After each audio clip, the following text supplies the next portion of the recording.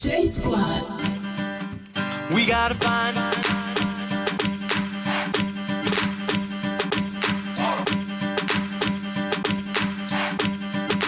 now what do we do? That's the first clue. Now what do we do? That's the first clue. We gotta find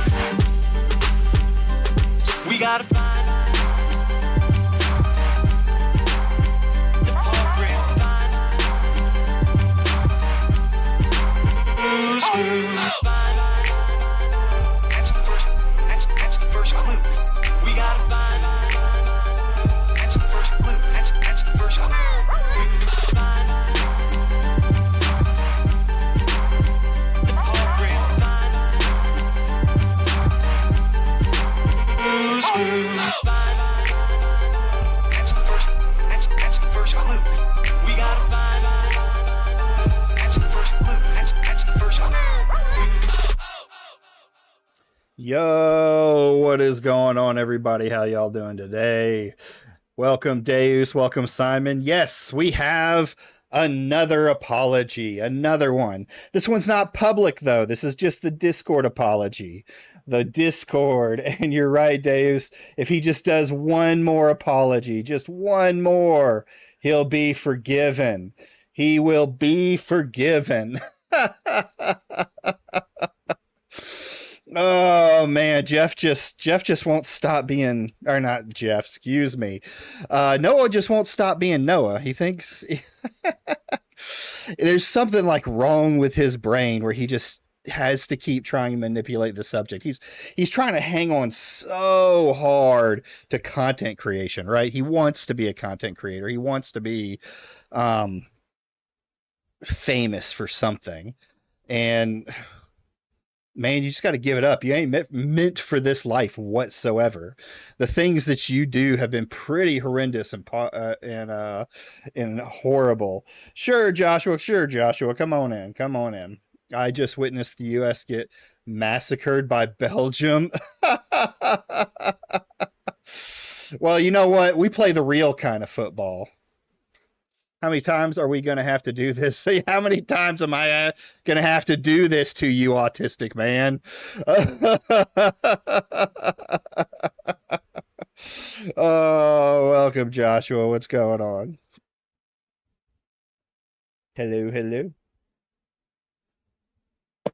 Yeah, told.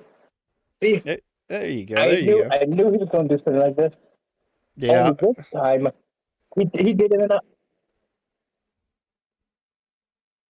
he did it. I'm How? hearing my voice. Yeah, it's kind of cutting in and out on me. I'm hearing my voice. I had the stream pulled up. Oh, I got you. I got you. Oh. Yeah, this should be good. I'm excited to see the apology. I have skimmed it a little bit, but I have not read through it. We've also got some other stuff. I'm limiting Oh, you wanna see the apology, the quote unquote the apology. quote If you could, unquote apology. Yep. Yeah. we First, all first. know it's gonna be a we all know it's gonna be a crock of shit because one, he's done this like twice now, and it's proven to be a massive liar that goes back on this word. And two, I had two in my head. Let me think about that. It's okay. It's okay. Yes, we all know Noah's crimes at this point. Um, yeah, he just wants to keep doing it. He thinks he's gonna make it. He thinks he's going to save himself. The ESO layoffs. Yeah, we may get a chance to go over that. Um, I was gonna Noah thinks watch. he Noah thinks he's him, but he will never be him. Hell, he No. won't even be her. Oh man, let's get into it though. Let's get into it a little bit. Let me pull it up here on my screen. Oh, we'll go. I'll talk about this too. This is a game that I'm playing right now. This is Songs of Six, SYX.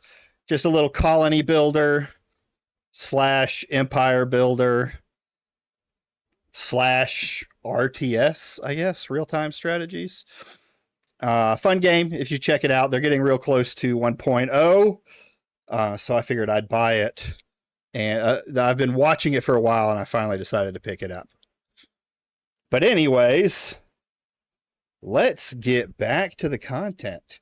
So I missed these on Saturday the 4th, right?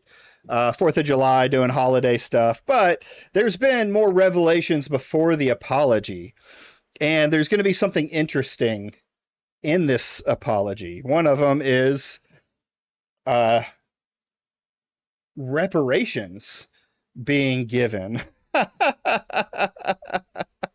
Noah paying reparations for the second time to content creator to people in his fan base.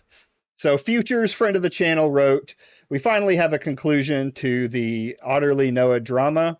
His Discord server, according to Jeff Piat, made a Noah refund all of Jeff's games and memberships as war reparations for him trying to throw one of his fans under the bus." And we have the message here. It's not over. Yeah. I know it's not over, Jeff. Welcome. Welcome back to the chat. It's far from over because we Mhm. know, but we like, please tell me we have that we have those screenshots of him saying that he wasn't going to do like a public apology before he started I like don't going. know if I have those. I'll have to see. It Is should be in Joseph general. Goobler still running his old server? I have no idea who's running his old server now. Yep. So, Because we all saw that he said he was going to do a public apology, and then when he went he went rogue back and on it. started banning everybody. Yeah, that's what I've heard. That's what I've heard. Let's see if it comes up in these tweets that I have. I think it may be on the next one. I know he's heavily back on the ban hammer and he's trying to control the narrative because he knows if he does a public apology that content creators are going to watch it and poke holes in it. I mean, Fun fact obviously, though, we 'cause already he's have done the it. apology. Yeah, only this time it's just for a server. Hmm. Like, I want to know how. Like, I want to know how they managed to get that. And Oh, two, there's people that are still did on his he write server. it? Because did he write it? Because I doubt he wrote this. I mean, he may have Just used like he, AI to write it. We'll see. So, said, did Noah just offer you money after all this? His Discord forced him to pay back all of my membership fees. Oh, he wrote it with help. Thank you. Welcome, pizza guy. a question. He wrote it with help. With help. Why do you need help with writing an apology? Please tell me. Because Noah doesn't understand. Like he doesn't understand the idea of like apologizing to someone, of doing like, even when you've read his previous apologies, he just doesn't understand it, so he wants somebody else's opinion so that he thinks he gets it right. His Discord forced him to pay back all my membership fees. Then he did another purge using his alt account. Highest taking users in to vent and banning all who oppose him. Cyan got banned? No, not Cyan. Cyan's Wait. come over. I'm becoming Uh, a refugee camp for Noah's audience. But yeah, Cyan's come over and talked about it in our Discord. He may come on, he may not. Cyan, if you're watching, you can always jump into the waiting room and I can pull you over. We like hanging out with you more. That's fair, Deus. That's fair. I'm a lot more fun, even though I'm a lot more right wing than he is. Did Jeff say that Noah had an alt account? Did he say what? Oh, an alt? Please tell me that Noah did not have an alt account. Oh yeah, I would absolutely doubt that he's got alt accounts all over the place. Banned for pointing out his poll on doing a public apology, was worded to make me still look like I was escorting him. He is really using you video to boost his image. Yeah, so this is this is the thing where like Noah has still been trying to make the extorting him look good in one way or another, right? No, he was just, I was going with him to it. I was gonna sleep on the floor. We think he has Gerald arguing his talking points on the server. He said I was a deranged fan wasting money on him. I saw that. I would like to talk to this Gerald guy, because this Gerald guy is an absolute sweeper if he's not Noah. Dude, like I was reading the tweets on Gerald, and he just absolutely won't.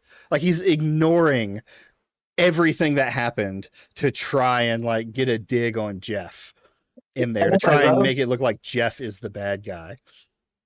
So, Do not get me wrong, Jeff is still a freak, but you're missing the point here. Noah, their God and all, tried to rob somebody. extort. I mean, Let's just be honest. He tried stealing from them. Really? In the most manipulative way. I work with retards.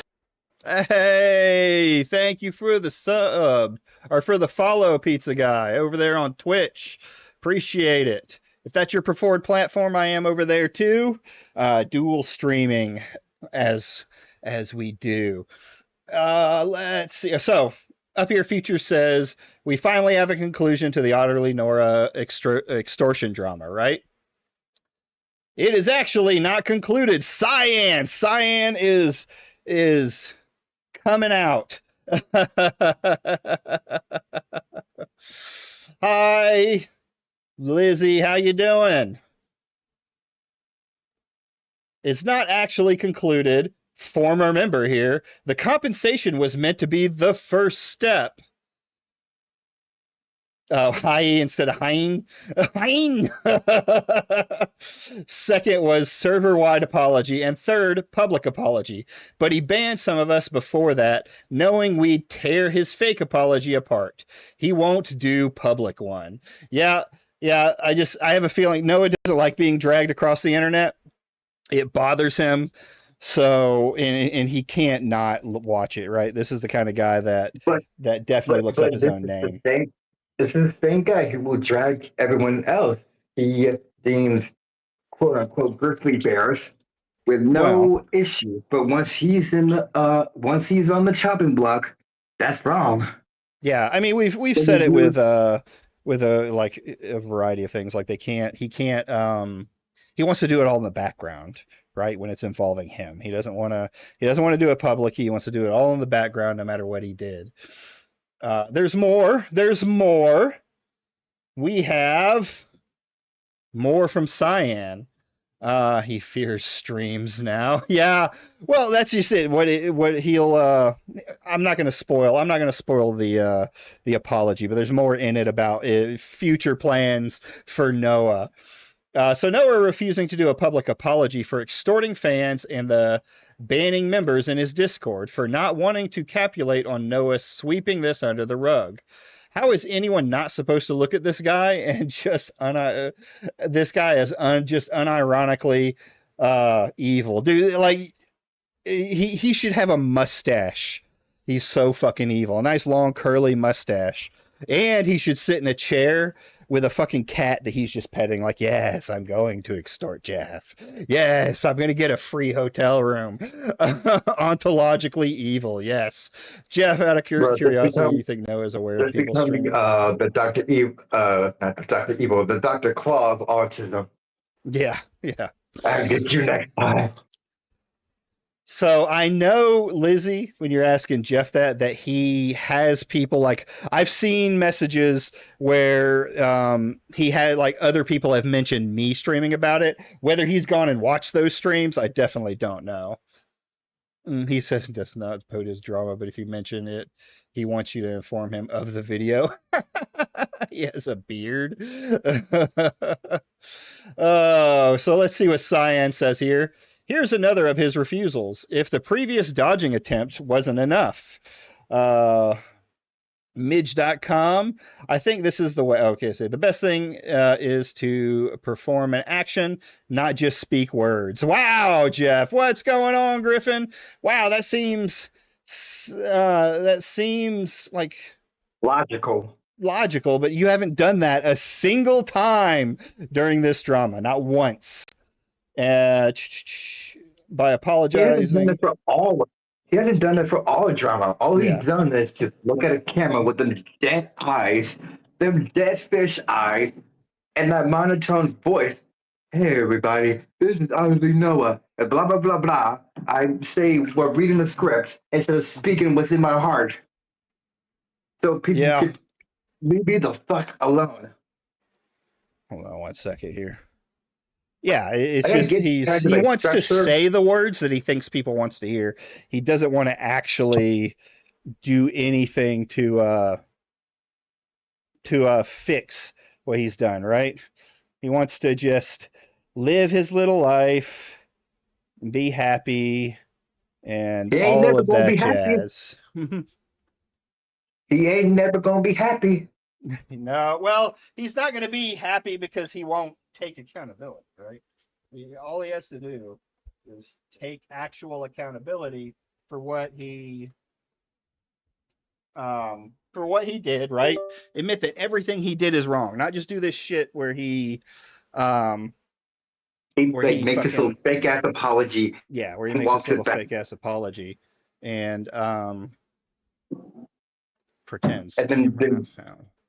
yeah, and then like go back into the safe space, and then like say, "Oh, I wasn't actually responsible," or "This is not my fault," or "They're the ones that made me do this," and all that other bullshit. Yeah. Why are you not coming on? Boom, boom, boom. Sorry, I'm. Yo! Really? What's that? Oh, thank you, I work with retards. Griftendo. Thank you, thank you. Why is my not integrated a webcam? I don't want to use the integrated webcam. Hold on, my camera has like fucked up. But anyway, I still have his unredeemed game code if a better human wants it. No, I'm good, bud. I appreciate the offer, but I'm okay. I will take those games. I will put them shits to good use. Unless they are lolicon games, then you can keep them shits. Why don't you play them, Jeff? Why don't you play the games? Or that you brought the money. You should be able to. Mhm. You take good care of them. Don't give Noah a goddamn thing, because he doesn't deserve it. He doesn't Mhm. deserve. How's that go? That song goes.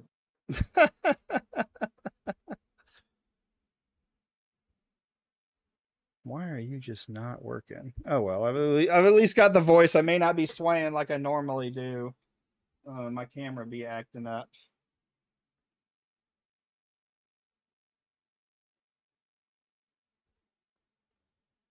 This normally can't go right. Oh well. Oh well. See if we can't get it running here while we're doing things. So next is I think of it this way. By apologizing in public, you're doing an action. True. Midge with the base comment that counts as an action. And no, I apologize for bullshit. Just say I'm sorry and list everything you've done. Say why they're bad. Yes, I'm sorry, but I won't do that. That's not the right solution. What's the right solution then? Exactly. I want to know his dumbass solution. Yeah, like Because what could it there's no, possibly be, Noah? like, he's actually like, "Oh, I got this all figured out." Motherfucker, No, that's not the solution. all the choices you have made to this point has been nothing but getting you constantly raped on streams, have people talk very bad about you, and rightfully so, all because of a drama that happened like how long has it been since the plagiarism drama? How long has it been? He did say sorry technically. You should set up SiriBot on Twitch. It'll automatically ban these spam accounts. Okay, I will. I've been trying to. I'm wondering what I can do to get rid of those suckers because they are Twitch needs annoying. to fix that. The fact that someone had to make that and Twitch didn't do nothing speaks a lot. Yeah. Oh, It's just and that's it's a going to be whole. a very important thing talking about Twitch when we get to the apology. Okay. Okay. Let's keep going. Going. All right. I want to see if Cyan said anything else in his. Nope, no more for that, but we'll. Bots rule. Go there. Oh, here we go. It is so frustratingly painful that Yep. this dude thinks that just saying, "I'm sorry," or like just telling the truth. Like, yeah, you're Mm-hmm. still going to sin, but like people are going to understand. Some may not, but people are going to understand you told the truth, and that's something. Trying to lie is going to not only make things worse, but you are going to get the shit that you've been getting only much, much worse. Well, I mean, as it's going, it's complete. Like every time he does something, every time he does one of these little tricks, he's losing more people. I mean, it's to the point that some of his hardcore fans that were like, okay with the plagiarism, that were And the copyright strike. sticking with him through the copyright stuff. They're starting to fucking turn on him because it's just thing after thing after thing. And I mean, this is as bad as it gets when it comes to like extorting a mentally ill person for fucking money, right? You don't get much worse than that, especially when you yourself are an advocate for that kind of content. Exactly. You were trying to proclaim yourself as like a big martyr for the neurodivergence, and yet you're doing shit like this. Yeah, exactly. It's very, very scummy. Like So anyway, Based McDizzle coming in here. Last I heard, he was going pretty band happy on his server too. Yeah, that's what we were hearing from Cyan and some of them on his Discord. He's any of the people who are criticizing him now. There's another wave of criticism, another wave of his fans that are getting banned. He's not going to have anyone left. This is like Eric Cartman. I also Eric heard. Cartman was a jackass, but you know what the difference is? Eric Cartman was likable whenever he said "respect my authority," but I didn't know. Whenever he says "respect my authority," nobody wants to be around him. Nobody wants to respect his authority. Well, he's got his hardcore fans, right? He's got people that are just going to stick by him. I'm telling you, one of these days, he's going to lose those as well, and sure. He's going to have nobody to blame or have somebody to take the fall for but him. If that day comes. Taken to vent and banned like old Yeller. That's pretty good, Jeff. That's pretty good. So, McDizzle coming in. Do you have any screenshots of his refusing to apologize publicly? Here, he keeps flipping between yes and no. Specifically, he doesn't want people to know the true extent of his wrongdoing and would rather make concessions to make the problem go away. This is also why he lies about apologizing to Jeff, which he never sincerely did. Yes. Let's see here. This is what WE, as in those people and already matter, want. I literally already DM'd Jeff and apologized to him yesterday. That was under pressure. Under pressure. If he did this shit with Deus and then walked back saying that if he did that with you, Kino, and Deus, and then try to act like it went back and was like, oh, you guys are just gaslighting me. Y'all don't deserve no apologies. That's exactly what went down. That he wouldn't do the exact same thing. Let's see here. Not genuine. No, you did not. Coaching your victims is not a real apology. I apologize. This Josh does a thing is supposedly his biggest offender.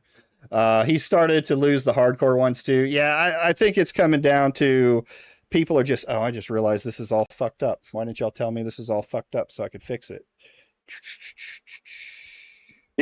He replaced Jeff with Josh. He replaced the number one biggest offender with another biggest offender. You have been demoted. There we go. Jeff, there we go. You have been fired. And replaced.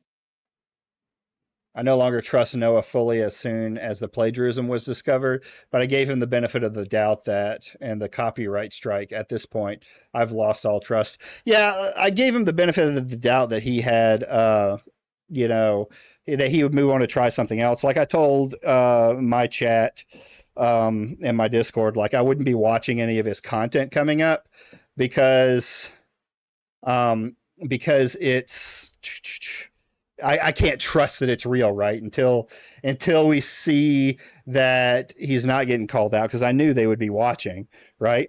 Then it's just not going to be a thing. You slimy son of a. Apologize to everyone publicly for it. There he is, Griff Tendo. However you pronounce it. No, it wasn't. It wasn't under pressure. It was definitely under pressure, bud. You were getting tons of pressure. Yeah, I want to know if they got him in a voice chat, and then they said Griffin Tendo. I'm never gonna get it right. I blame my dyslexia. Griff Nintendo would have made more sense. It's okay, you tried. Listen, I'm terrible with names. My dyslexia just refuses to let me ever say a name properly. Oh. Let's see. Remember when you said you wanted to move forward in a better direction? That apology is the right direction. It comes off like you just want to sweep it under the rug and not actually do anything to make it better. Reminder, Noah is still lying about the apology. He did not truly apologize. He coached Jeff to accept the apology and take blame just so Noah could play the role of having apologized. In what world is that a real apology? That's just more manipulation. Yes, 1,000,000 times over towards Pizza Guy. True. I mean, we all saw the messages, right? There's nothing he can hide.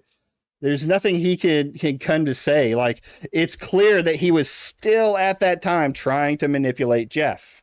Just trying to do it so that Jeff came out as the bad guy. I mean, what are you even doing with your life at this point? Yes, 1,000,000 times. Please, Noah, listen to the others. Pizza Guy. Like he did did he even apologize in any way after banning him the second time? Nope. It's like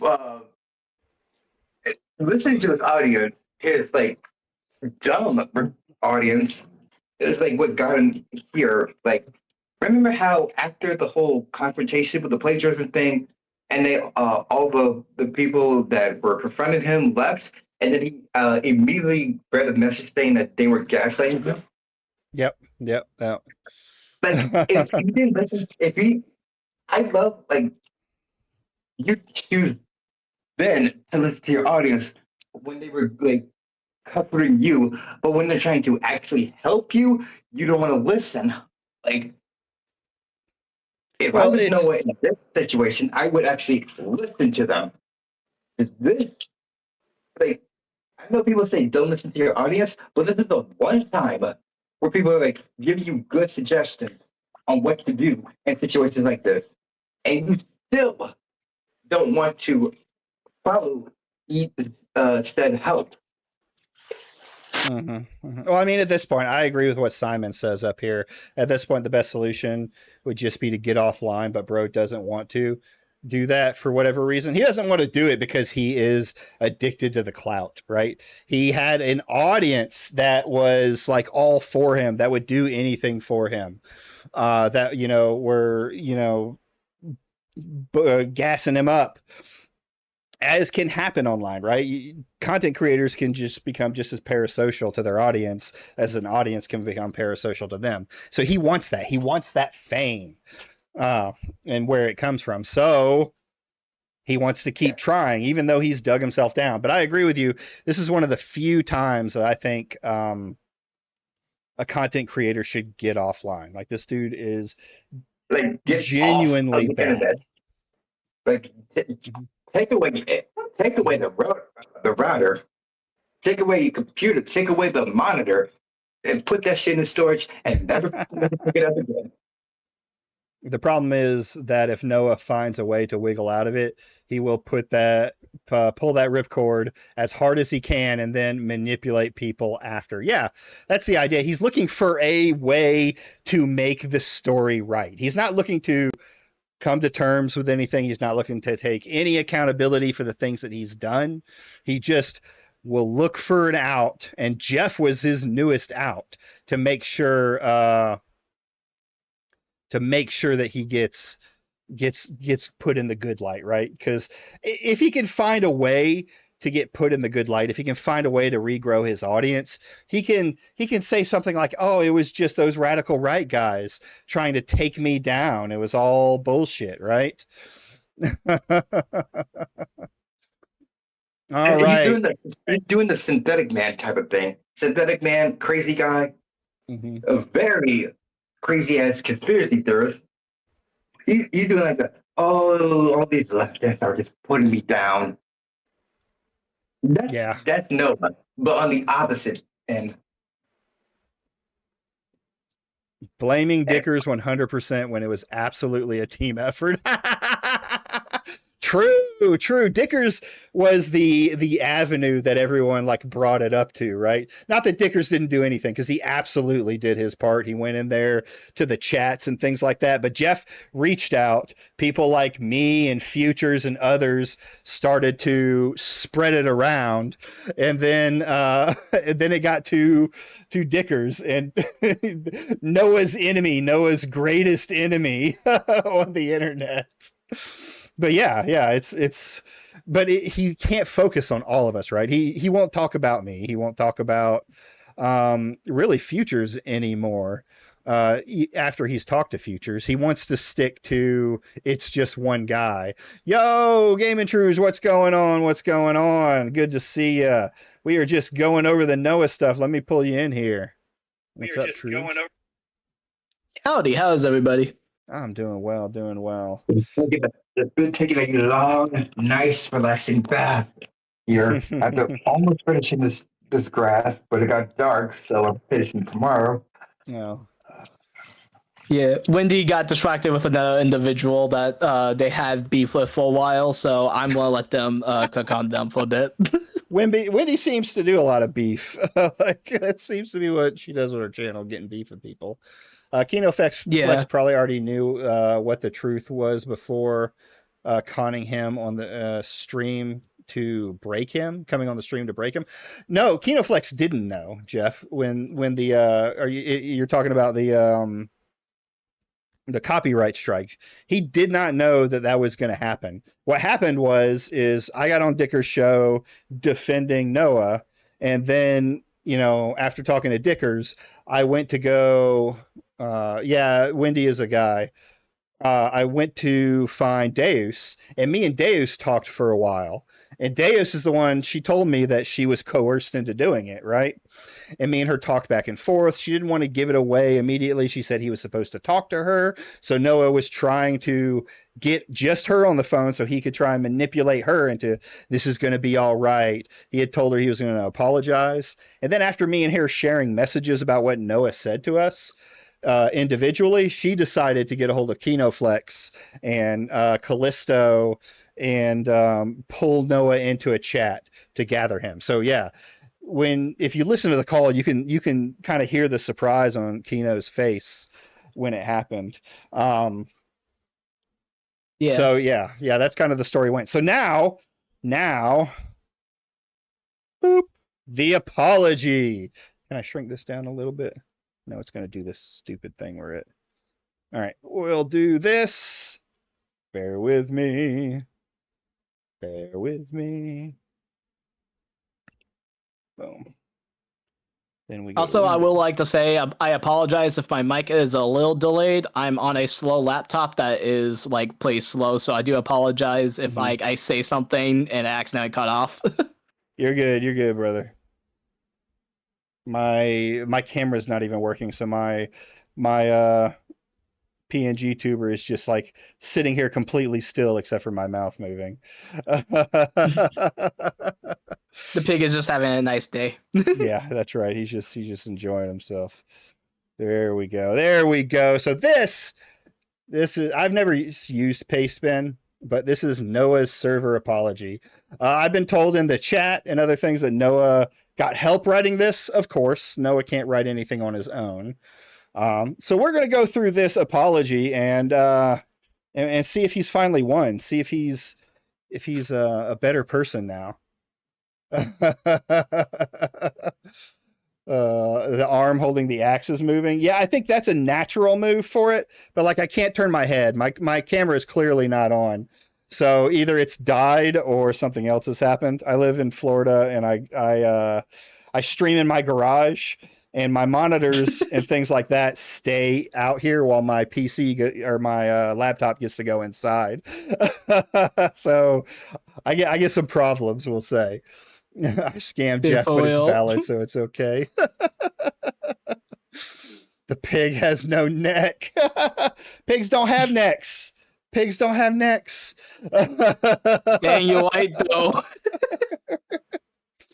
You actually can't put a collar on a pig, like you would see, because it will choke the pig. They'll get caught on something and it'll choke them. You can do harnesses. If you want to walk your pig, you can do harnesses. I haven't harness trained mine yet, but I would like to one day and just walk it down the street to, say I walked my pig down the street. Dude, that would be awesome. Also, what's his name? Josh Motion is still in the waiting room, by the way. Oh, okay. Hold on. Maybe he's back. You back, Josh? Oh my god. There was water on my screen and it was on the fucking in call. Why are you going to the shower with your phone, dude? Like, what the heck? If you're in the shower, why don't you call me when you get out of the shower? I'm gonna mute myself. I'm muting myself. Y'all go ahead. All right. Jesus Christ. Yes, I have two pet pigs. And I got the first one.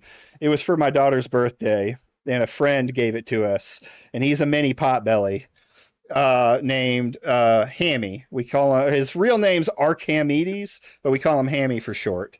And then because pigs are such adorable. social creatures, like he was just in the backyard all by himself most of the times. And he was coming inside in the evenings, but he was mostly outside.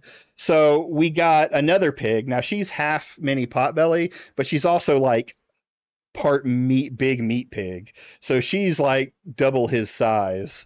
And her name is Fern. We call her Feral Fern because she tends to be a little bit more aggressive than the other ones. She's never really, like, she has bit me once, but that's just part of it. Pigs will try and push you around when they first get in with you.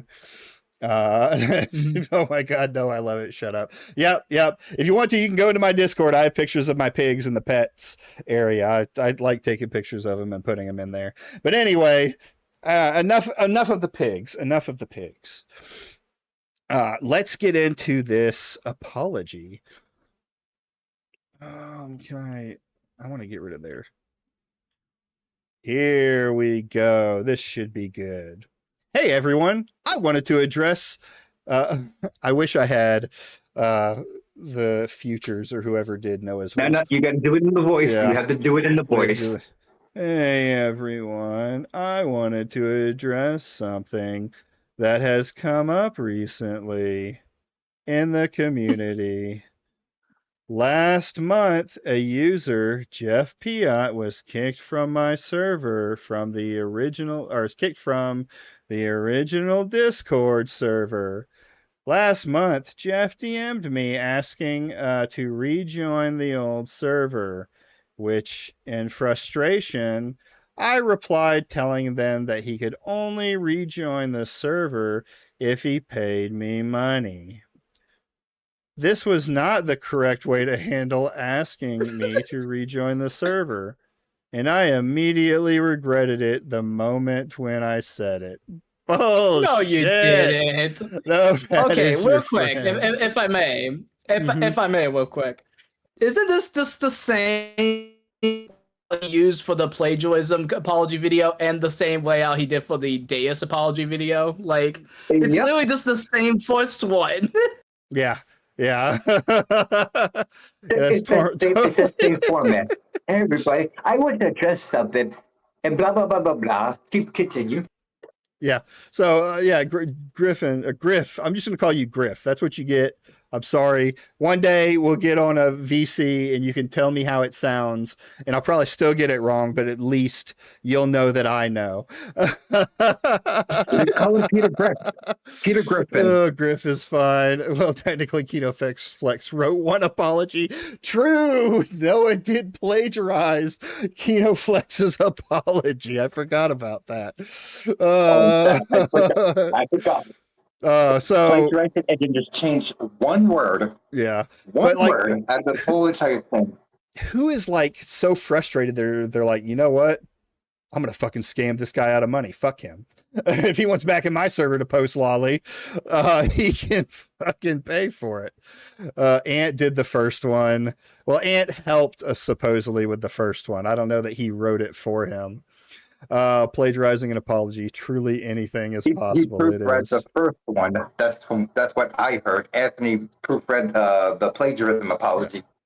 You know the moment when Noah, regretted his decision to try and extort fucking Jeff? It was when it made it onto fucking Twitter. That's the moment when he realized he had fucked up. Because otherwise, like he said, this is what, a month ago? If he really regretted it afterwards, why didn't he, immediately after saying it, why didn't he say, oh, you know what, I shouldn't have said that, but I was angry. Don't give me any money. No, he wanted that hotel room to go to the fucking con. He wanted Jeff to send him $100, right? He kept going even after he found out that Jeff was on disability, even after he found out that Jeff's dad was the one taking care of his finances. So no, he didn't care the moment he said it. He kept going and going and going. And it's only now, after he's been after he's been exposed, that now he wants to give a damn. Yeah, after he's getting dragged all over the internet by commentary channels, does he finally decide that, oh yeah, in that moment I regretted it. Fucking get out of here. Get out of here with that bullshit. Since this was me asking Jeff to pay money just to rejoin a server he'd have been kicked from, which attempted extortion is no way to handle frustration. No shit, Sherlock. I'm still kind of baffled at the way he worded that. I only extorted this person because I was upset. Yeah, I only extorted someone because I was upset. That I've done crazy stuff. Don't get me wrong. We've all done that before in our lives, but never this. Lizzie, that one could be a little bit that one could be legit though, and okay, because it's family, right? As long as it's not old people. Oh my gosh. That's so fucked up, dude. Oh shit.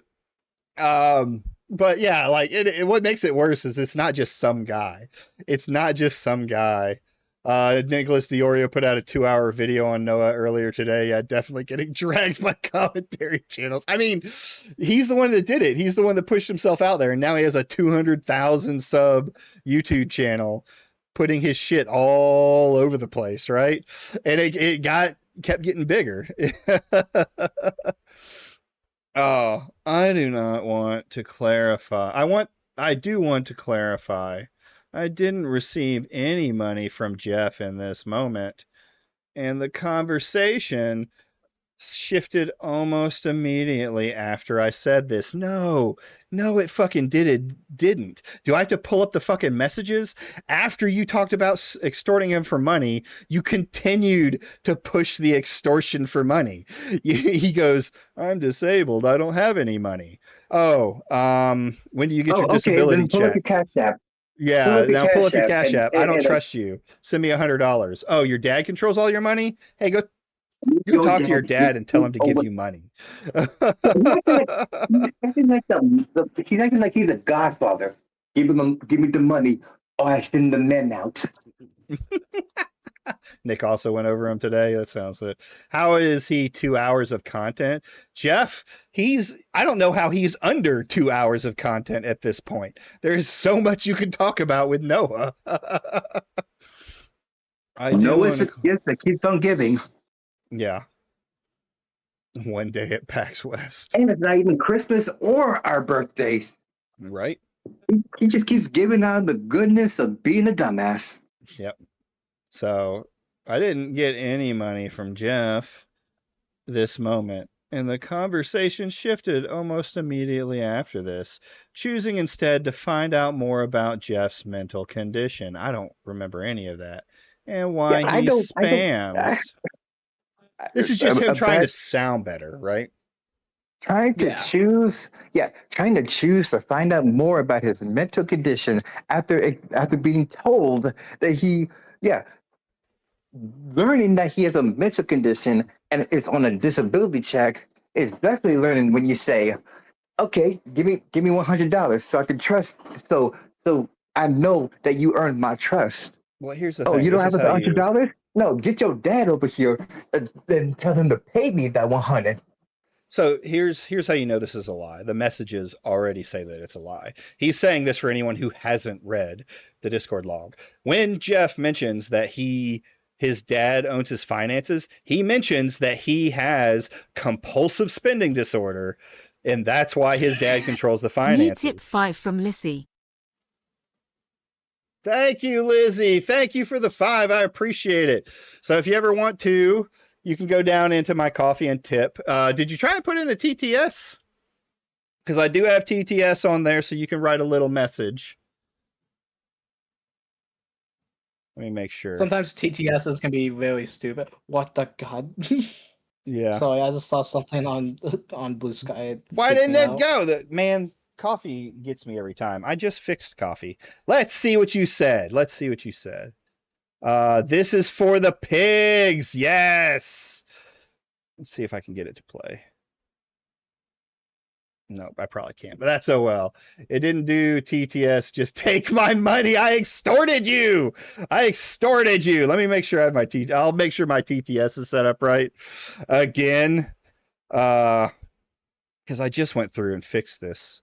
But yes, thank you, Lizzie, for the 5 for the pigs. We appreciate it. They need their treats, their watermelon.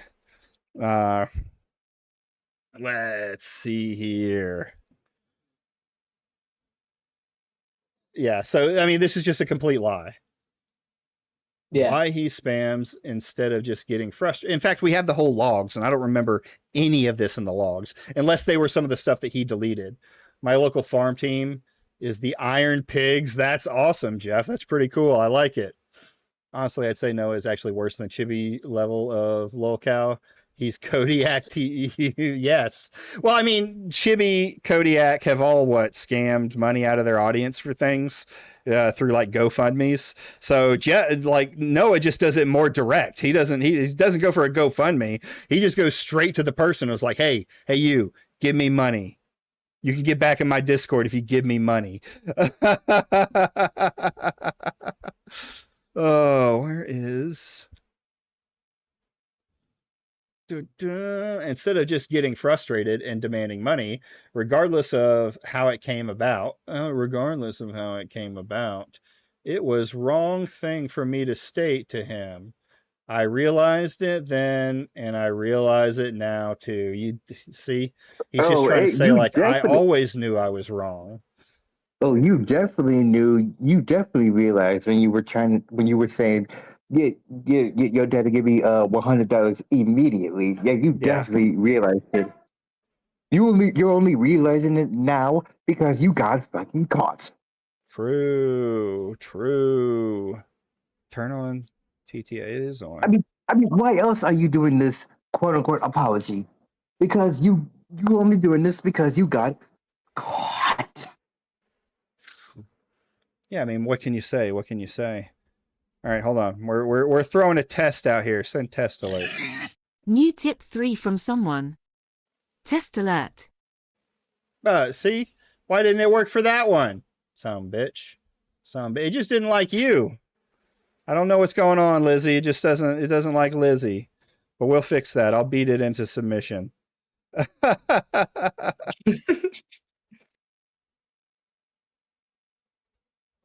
Yes. All right. Instead of engaging with Jeff, the better way to handle it would have just been blocking him and keeping him blocked. Instead, I let my frustration get the better of me and attempted extortion against a disabled marginalized individual. Does this person ever say that? Does Noah ever say that this guy was posting like actual like lolly anime in this, or no? No, he did in his Discord. That was like one of the reasons that he got rid of him, is Jeff was like spamming lolly. But the problem is like so Jeff was spamming lolly. That was proven by Futures that would lolicon stuff, right? That he was doing that. Yeah. But there was also things that Noah tried to blame him for, that was like him helping Noah with research too, and that was added on top of it to just make Jeff sound worse. Research, mind you. Let's not pretend like it was actual research. Research on what? Little kids? This hurts to read. It does. They became the Diddy of NASA. Which is never okay. So basically, he's admitting it right now, that he knew what he did was wrong at the time, and he still went with it. He didn't make any changes to it. He didn't try and stop the guy. The only reason he didn't stay in the hotel room was because he had problems with his flight. So he was fully willing, committed, days after he says he knew what he was doing was wrong, or days after he's telling us he knew it was wrong back then, that he was just going to get off the plane and have Jeff pick him up and go to the fucking hotel room, right? And probably make Jeff sleep on the floor. I have the feeling that Noah would have gotten there and be like, Jeff, you pathetic wretch, you're sleeping on the floor, and give me $10. Give me $10 to sleep on the floor. Yeah. $10 to sleep on the bed. You can go sleep in the lobby. Jeff was a YouTube. I also do want to be clear. Jeff was a YouTube member and Patreon member of mine, and also recently tried to gift me a bunch of games on GOG. I have gone and refunded him for all those payments he made towards me and have him blocked. I also banned my Twitch, and that will stay that way. But here's the thing, Noah. You were forced. You were pressured by your audience to give him the money back. This isn't something you just decided to do. You didn't go, hey guys, I really fucked up here. I'm going to give the money back to Jeff. No, they had to convince you to pay reparations. This is not something like you're saying this like, oh, look guys, I did take accountability and sent him money back. Yeah. After absolute pressure from people like Cyan and Midge and fucking Pizza Guy. So no, you didn't. Hold on. You know the part that gets me upset is that this dude was already a YouTube member and a Patreon member, meaning they were already giving you money. Yeah. And you just wanted more money out of them. Even after he was blocked, right? He was still supporting Noah. And even after the fact, like when he gifted Noah the games, it was during all this. It wasn't like, you know, going through it. It was like after all of this was happening, when Noah was trying to manipulate him again, he goes, yeah, I also sent you games. So you can see the compulsive spending in that, where Jeff once wanted Noah to like, he wanted to be in Noah's good graces. I do believe that. And this is just the sad thing with it. It's like, okay, like this individual Jeff is a creep. I think at this point blank period. And Noah has covered people like this on his page, so he should know, okay, this guy is bad. But the only reason he kept him on is because of the amount of money, and that just, it freaking makes me sick, dog. Like, it's like, this is someone that's like giving you money, but he's also doing all this degenerate crap. And you only took accountability because your own Discord wouldn't shut up about it. Like, it's so stupid to me. And then in the end, he still went heavy on the Discord when they were trying to pressure him to do it publicly. Like, there is no accountability for Noah. I'm sad no one in the That's what Discord was I able to saying. convince Noah to pay them during this. It's like at that point when you do something like this, I don't think you have the right to say I'm not going to do this. Like, you don't have a choice but to do what we are saying to help save your ass. I mean, And, like, he needs to apologize or needs to do something. He could have also just like dipped and ran and got completely off the internet.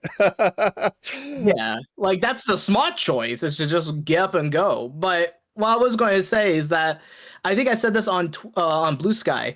The idea that Noah's community is a cult. There is so many people, and to this day, that will still defend Noah for whatever reason. I don't think at this point in the game, Noah is officially like unredeemable at this point, unless if this man actually goes offline and actually disconnects. But that isn't going to happen. So at this point, it's unredeemable, and it like hurts other people that are like siding with him. Josh Does a Thing and Camelot are two big examples of that, because they keep publicly defending Noah, and they are like up and coming artists and streamers. No one's going to watch their crap if they're going to keep defending this guy. Yeah, I mean, that's what it really comes down to is, you know, they talked about it during like the plagiarism drama. They're like, the plagiarism is going to stick around, right? It's not going to go away in any shape or form. People are going to talk about it forever. But even more so is this new this new drama that's coming up. Like, think of how many things people have to, there we go. Think of all the things that people have to look at for Noah, right? It's just, there's videos upon videos that'll be made for Noah until the end of time. Yeah. Oh. And like, if they don't go after plagiarism, they'll go after the copyright. If they go after the copyright, they'll probably go after whatever the heck is this with Jeff and like the entire thing with the Discord. Like that, there's so much now where it's all like, there was a moment in time where I'm willing to bet that I would have forgiven him and moved on my merry way. But at this late in the game, if anyone is actively defending him, I'm going to look at you sideways. Yeah, that's right, Lizzie. I got a neck again. Yeah, absolutely. I mean, why would you believe anybody who's just willing to forgive this guy for absolute horrendous behavior, right?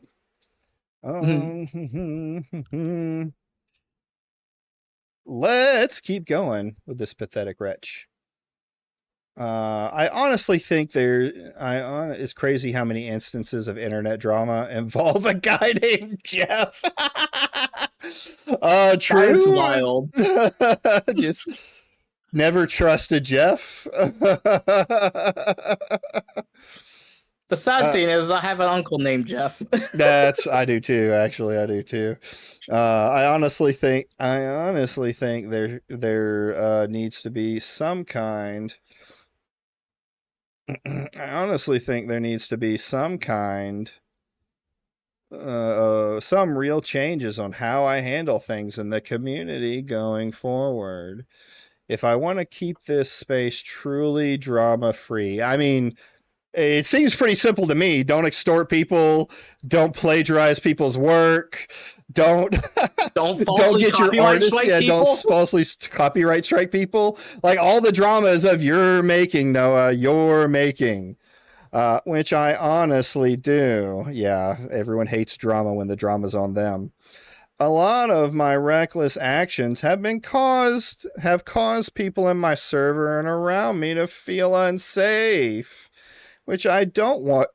I don't want to be the case for anyone. Since I want to help others, not cause them to feel unsafe.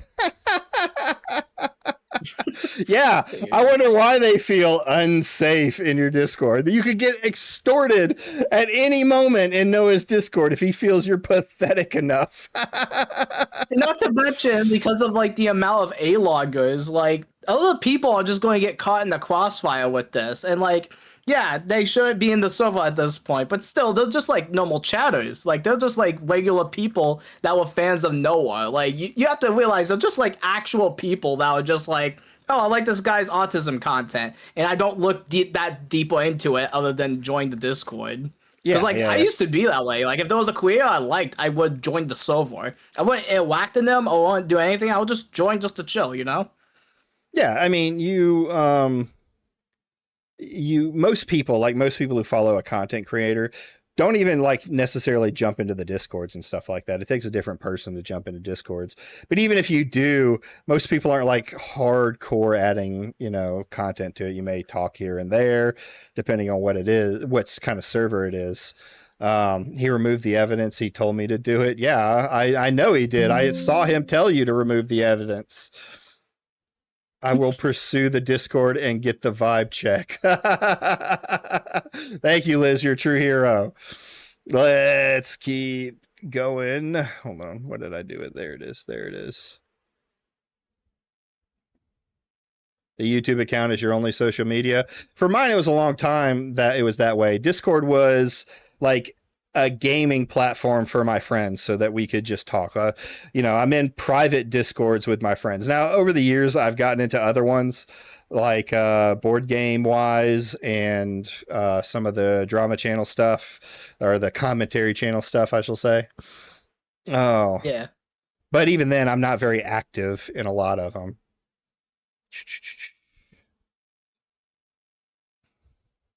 TeamSpeak was so much less drama centered. It was. You just got in there and talked with your friends.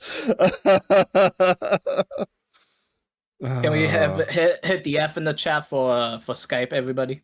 Yeah. Skype was always shit. I hated Skype. When this was all originally brought up on July 1st, I invited Dickers to the server while stressed out. Like, always using the stressed out excuse. Always using the stressed out excuse. Oh, you were stressed out. Was Dave stressed out when you put her in the front lines? Was Jeff stressed out when you put him on blast? Well, wait, that's not the right term. Here's the thing. You're stressed out and you're inviting random people to your server. Why? And especially someone that has essentially A-logged you, not hardcore A-log, but like has covered you many times on their page. Why would you? What is the thought process there? Oh, I was stressed out. When I'm stressed out, the first thing I want to do is go to my ops and invite them to my private server. That's a stupid line of logic. I love how he's pulling out I was stressed out. I was stressed. Was True stressed when you put a copyright strike on him? Was Calesto stressed out when you got Deus to copyright strike him? Was it Deus stressed when you did you have any remorse for all these people that you put out only for your benefit? Nope, I do not think so. So why should we care that you are stressed out? You did this on your own. You see how he's turning on Dickers, though, here? Like, let's look at the next sentence. Which only made things worse and caused more people to be stressed. In addition, while the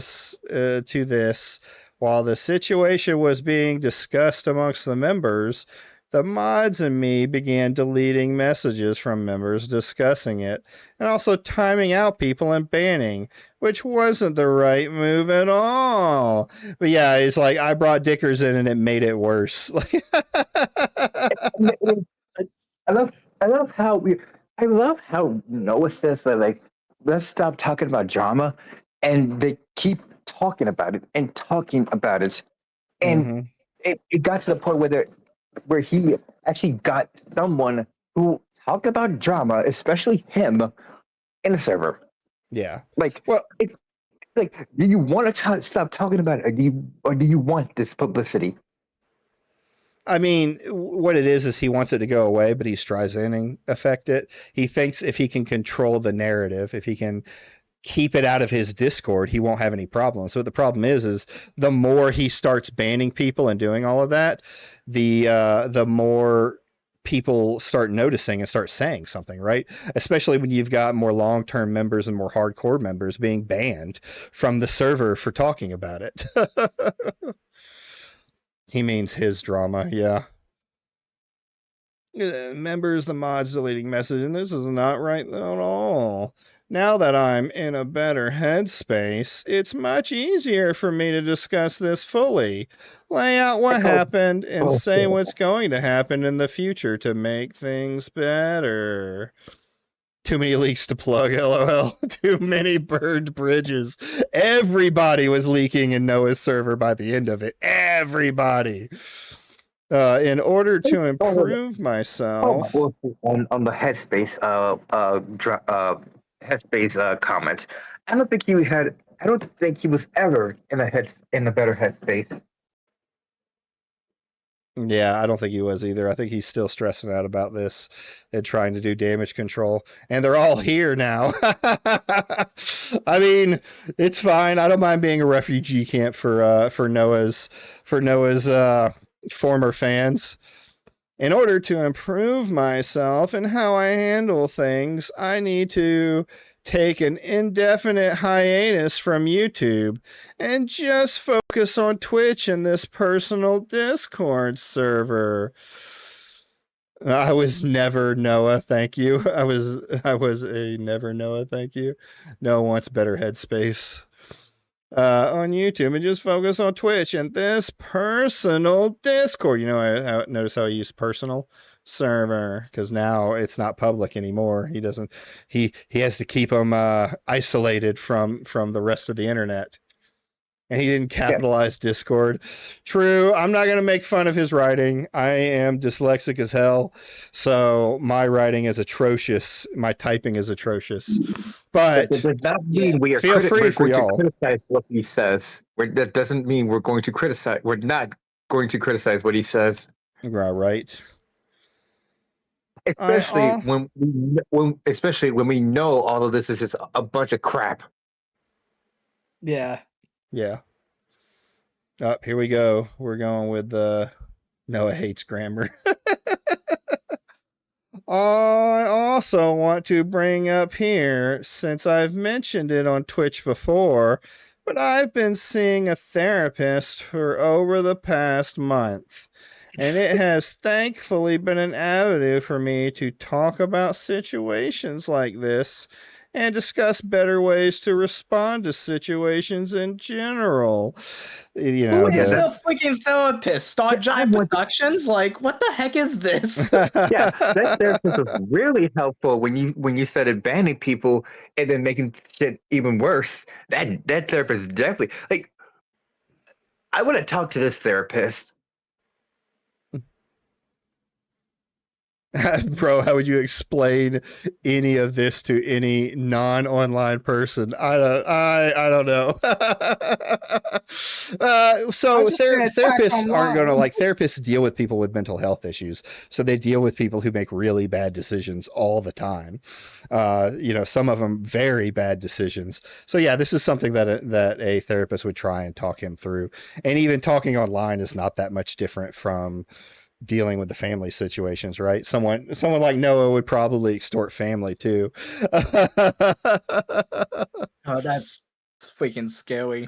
But real quick, as someone that actually had a therapist for a while, therapists do understand, at least depending on the person, obviously, but they do understand the mindset of a content creator at times. Like, I was fortunate enough, obviously I went there because of my own personal crap, but like, I told them I make videos on YouTube, and I told them I like sometimes deal with like kind of stressful situations. Obviously, nothing compared to all of this, but like I have like gotten to like the mindset of like I have to keep pushing out videos and try to chase after an algorithm. And so, like, you know, people are more understanding when it comes to this. It's just with this situation in particular, I don't think any therapist alive would be like, oh yeah, this is perfectly normal behavior for someone. You did it right. You did just what you were supposed to do, right? Oh, goodness.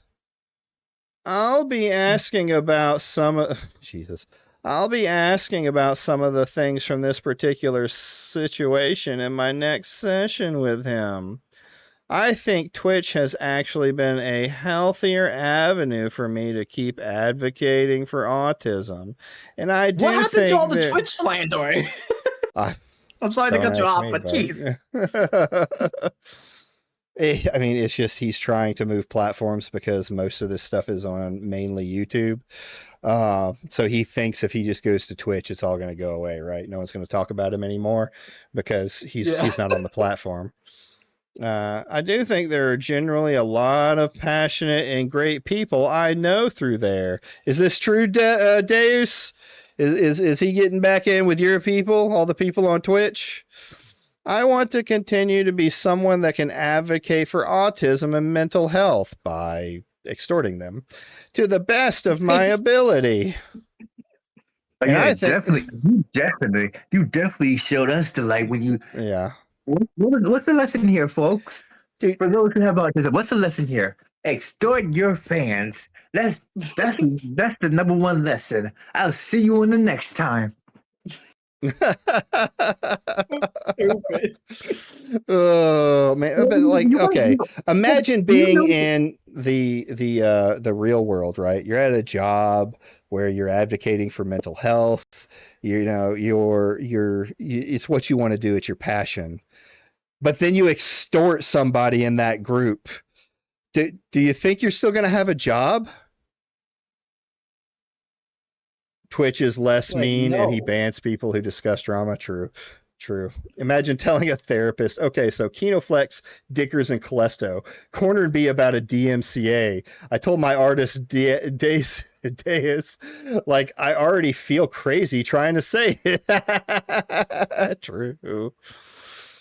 And I think this is the best way for me to continue doing that and to continue improving myself. I know not everyone may trust me to do that, but I want to keep showing that I can be a light for other autistic people like I have been before.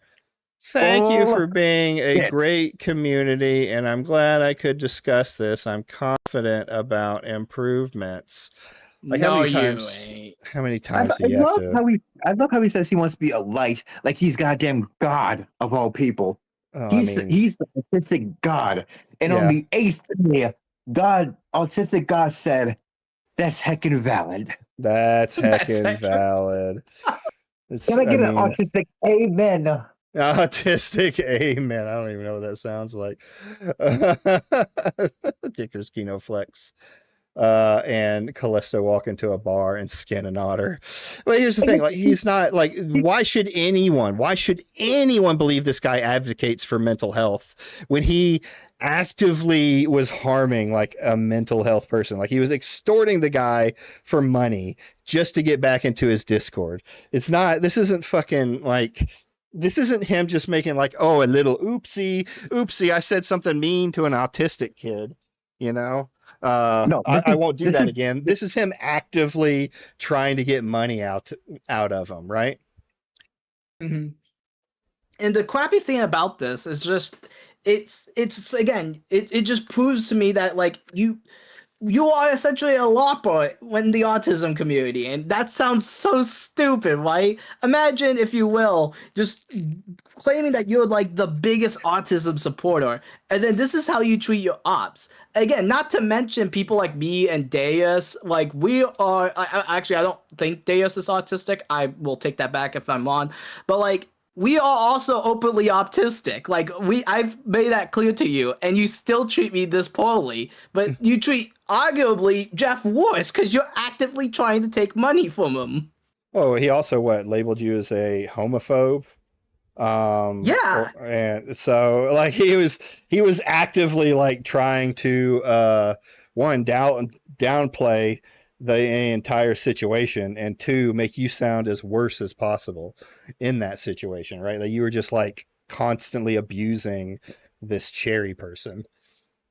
Yeah, which, by the way, Cherry, it does not care at this point.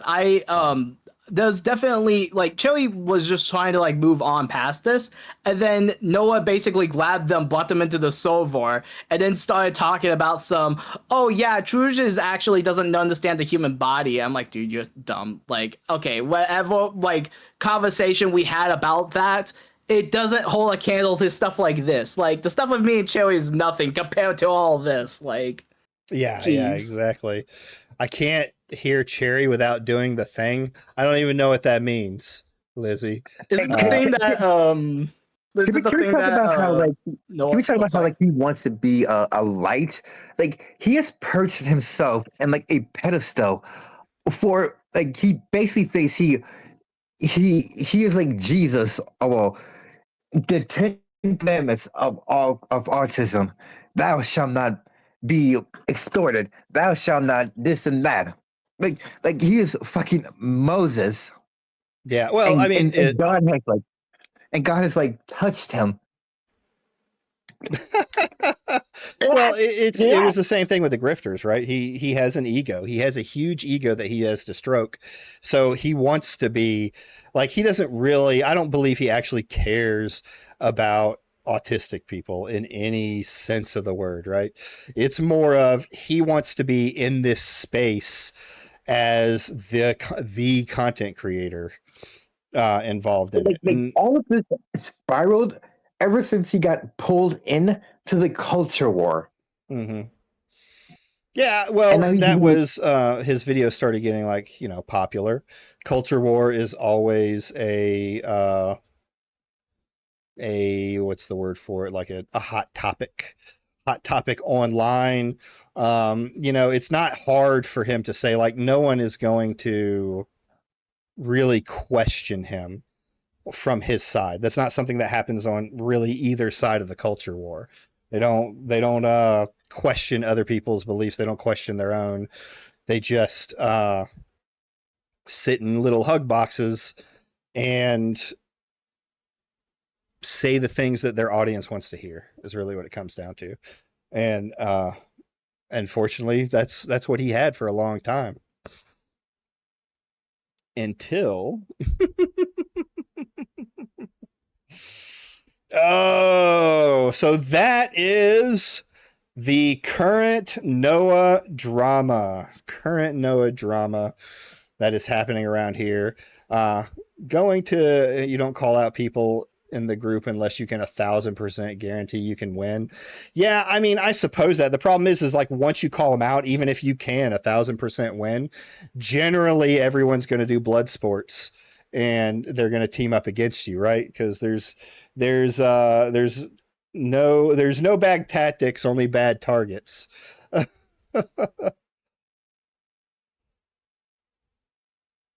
But anyway, we've got some more content. I actually didn't talk about Noah all stream. We're going to be moving on. Unfortunately, the need for social cohesion trumps being a good person. Yeah, no shit. All right. Well, I would love to stay and chat some more, but I do need to go to bed because I do have work in 10 hours. So Okay. I'll talk to you beautiful people tomorrow soon. I don't know when. I was going to say tomorrow like I was going to be here. I might talk to you guys tomorrow, but thank you again for having me on. That's fine. I'm gonna bounce too because I gotta get up early and finish this damn grass. So Yeah. Thanks for coming on, guys. Right. Thanks for coming on. We'll see y'all next time. Yeah, you guys take care. And always remember, don't eat bacon, eat bacon cheeseburgers. Goodbye. All right, Lizzie, you have a good one too. Yeah, I'll make sure that $5 gets them some piggy treats. So next up on the list is one that I did put in the group is an indie dev has stated that this should not be possible at stream. No, let's make it a little bigger here. Would be cool if you could finally do something about your refund policy. Got dozen of reviews like that and 21% refund rate, even though the reviews are 90% very positive. Right. So one, 21% refunds, maybe 21%. 90% very positive is out of the people who reviewed your fucking game, right? That's not saying that 90% of the people who played the game gave you a positive review. That's saying that 90% of the people that reviewed it, yeah, whiny ass dead, gave you a good review. That's good. Obviously, some people didn't like the game and they refunded it, or like we're going to see here, that's over 55,000 refunds, by the way. Thank you. Great game, finished in 1 hour and 40 minutes. Refunded. Product refunded. Yeah, okay. One thing he already says here that I have a problem with is it would be cool if they finally did something. Dozens of reviews like this. So he has dozens of reviews. It's just not worth the price. Yeah, maybe. I don't know when it comes to that. Well, what it sounds like is the game's not long enough. So people who are penny pinchers or like to troll are beating it and then refunding it. So then this is the game. So let's go in here and see how many reviews he has. So, I mean, look at the reviews, right? Mostly positive, very positive for all the reviews. 1,300 reviews were done. Yeah, that's what's going to give you that number. It's a small stack of everybody giving you positive reviews. Do not recommend, not so fun, short, sloppy, beat it in under 2 hours, and would refund it, but if I could, but waited too long to play it. You should if you can. People are going in here and probably adding these. When was this added? Today, after his posting. My monkey friend is getting better and better. Easy under 1.5 hours. Fun game to play with friends. Takes a bit. A lot easier than I initially thought it was going to be. Played my favorite bottom. He called me a bitch and then spanked me with his paddle. Was a good game. Would strongly recommend. Now people are like... don't play this game with your girlfriend. It'll ruin the experience. Otherwise, great rage game. What the fuck did I just read? Oh, so anyway, he's gotten a few comments like this. And yet the dev has the nerve to cry about refunds on X when he is trying to sell a browser game to you. This should not be on Steam. The dev keeps crying about his game getting refunded on X, despite making millions out of a slop effort. How many sales? It got like 200 and something thousand sales or something like that, right? But I mean, this game has like, if people are beating it in 2.5 hours, how much is it? $4.99. I mean, for 2.5 hours. Sure, maybe it's on sale. I would think he would do it for more, but he continues on and talks about that. I planned less than 2 hours. Yeah. Generally, so one thing that I do, people may not like the way that I do this, is when I judge, like, and usually it's after the fact, when I judge on if I got my money's worth in a game, it's generally how many hours I put into it. If I can get $1 an hour for it, then I feel like I've done it. Now, I have a lot of games that I have, a lot of hours in, 100 hours, 200 hours, things like that. At least the no questions asked refund window. There's but I think that's a good judge to go by if you got enough hours out of the game. Now, sometimes a game can be short and you can still feel like it was worth it. So there's exceptions. I planned a medium playtime of 3.5 hours for the full level, and the level from the free demo takes 40 minutes to complete. So the game was planned to launch with 4 hours of total gameplay. There are tons of reviews with 5+ hours and even 20 hours, but the game was also played by lots of speedrunners and just really good gamers who made it in 1 to 2 hours. Got many insulting comments. Jesus Christ, he's reading them. He's reading this comment. He's reading this comment down here about getting smacked in the ass. There are tons of reviews with make a game longer than 2 hours. So simple yet fun, 10 out of 10 recommended. Only thing that I have an issue with is there is a 6-minute and 21-second world record in the solo campaign, which I don't think is legit. I may have found a solution, showing the expected playtime on the Steam page. That way no one should have a problem. You see the price plus expected playtime and can decide if it's a pass or not. That way, at least too short cannot be refund reason anymore. So he's saying this, like too short is can't be a refund reason. So I looked up Steam's refund policy, of course. And let's see. So where refunds apply. Refunds on downloadable content. DLC, you can do it within 14 days of purchase. Refund on in-game purchases. You can do refunds on in-game purchases. Refunds on titles purchased prior to a release date. Yeah, you can do that. You can do that. You don't need to provide a reason you've played less than 2 hours. Yeah. Well, here's the thing. It talks about this here. Steam hardware, refunds on bundles, all of that. Down here at the bottom, abuse. Refunds are designed to remove the risk from purchasing titles on Steam, not as a way to get free games.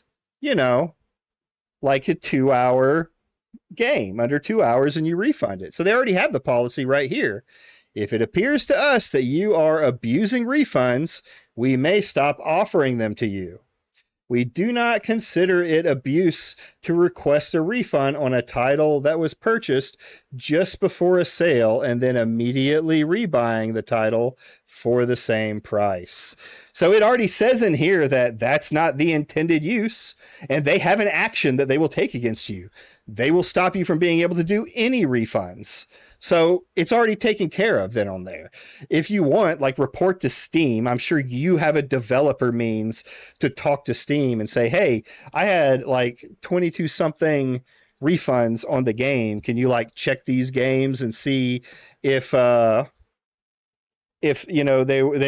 beat the game and then refunded it? Because they can at least say that won't happen again from those content or from those users. I love the Order 1886, but it's so short. I'm glad I got used to cheap at GameStop. Platinumed it within a month. I got it. My quickest platinum. Nice. I've never been much of a platinumer. I just play games. A lot of the games I play are what I consider forever games, like Stellaris. I can keep playing. My favorite game is RimWorld. I can play that game forever, and not feel like I'm playing the same game. The one I'm currently doing, Song of Six, this one, it's got replayability. You can play different ways. Obviously the same game loop, but I can keep coming back to this. I do have a list of completely unbeaten games, a huge list of them because I'm terrible at beating games. That's on my bucket list. And as I get older and, my content gets away from the commentary, I just become an old man. That'll probably just be me playing my bucket list and trying to beat it before I die. That sounds like a good retirement for me. So anyway, this guy's talking about, there's no need to change anything with their policy. There's nothing that needs to be changed. There is no too short for the game. But why not put in a little bit more effort on this? Why not do more than one level? Right? I get it, it's your first game, but you could, you're probably doing this in the background. I'm sure you have a job and you're You're just living life. So why not put more into it before you release it, right? Then you could charge more money and it would have gotten even better. It looks like people wanted to play this game. Boom. And but that's how it is. Now people are dragging him all over the internet because he's a pathetic dev. I mean, all sides of the aisle. Why do people do that? I mean, first, your games aren't expensive. Second, they liked the game. Third, you aren't a big company. Well, you don't know that with all that 55,000. There may be a bunch of them that didn't like the game and didn't beat it in 2 hours, right? They played their little couple of hours, their little 2 hours, and then they left. There are always going to be people who brag about it. Like if speedrunners can beat it, there will be a speedrunner that'll brag about refunding it. All right, paddle. It was fun. People glazing him, people talking shit on him. So yeah, I just wanted to bring this up. I thought it would be funny. That this pathetic dev just is mad that his game was too short and that some people refunded it. Right now, it was like what's Steam DB? From what I've heard, he sold like a shit ton, like 200,000. Does he say how much? Random. Sold 150K units, and I'm now going full time. So yeah, he's getting to go full time with doing it. He made a ton of money. Steam users refund hit, new game, 550 times died, despite very positive reviews. And again, the positive reviews, I'll say it one more time, the positive reviews are under 2,000, right? They're under 2,000 positive reviews. Yes, a lot of people who like a game will go to the game and give it positive reviews, but it's usually a small audience. I don't generally give reviews on games. I don't care to give my opinion. I'll play the game. But some do, a small subgroup. That doesn't mean that of those positive reviews, 55K decided to do it. Pathetic behavior from a game dev. Doing this too is probably going to hurt his next game endeavor, right? But we'll see. We'll see what happens. Maybe he can come back from it. Maybe people will forget. Oh, man.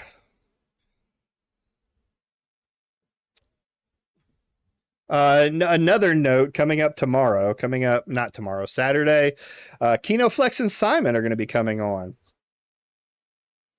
So they got into an argument over, it was a tweet from Mahler that the Birdman commented on, calling Mahler a hypocrite for not reviewing his friend's movie, and the vice versa when it came to Critical Drinker, right?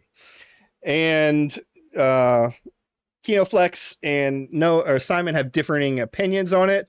KinoFlex called Birdman a hypocrite for what he said, considering he won't make a video on Noah and all of Noah's griftly bear actions, so to say. So, what was I saying? So yeah, we'll have another debate. We'll have another debate on Saturday. Come on by. I'll be moderating for them. It'll be on our channel. We'll see if they can come to an agreement in some cases, or see what we can have some fun with that. Oh, bum, bum, bum.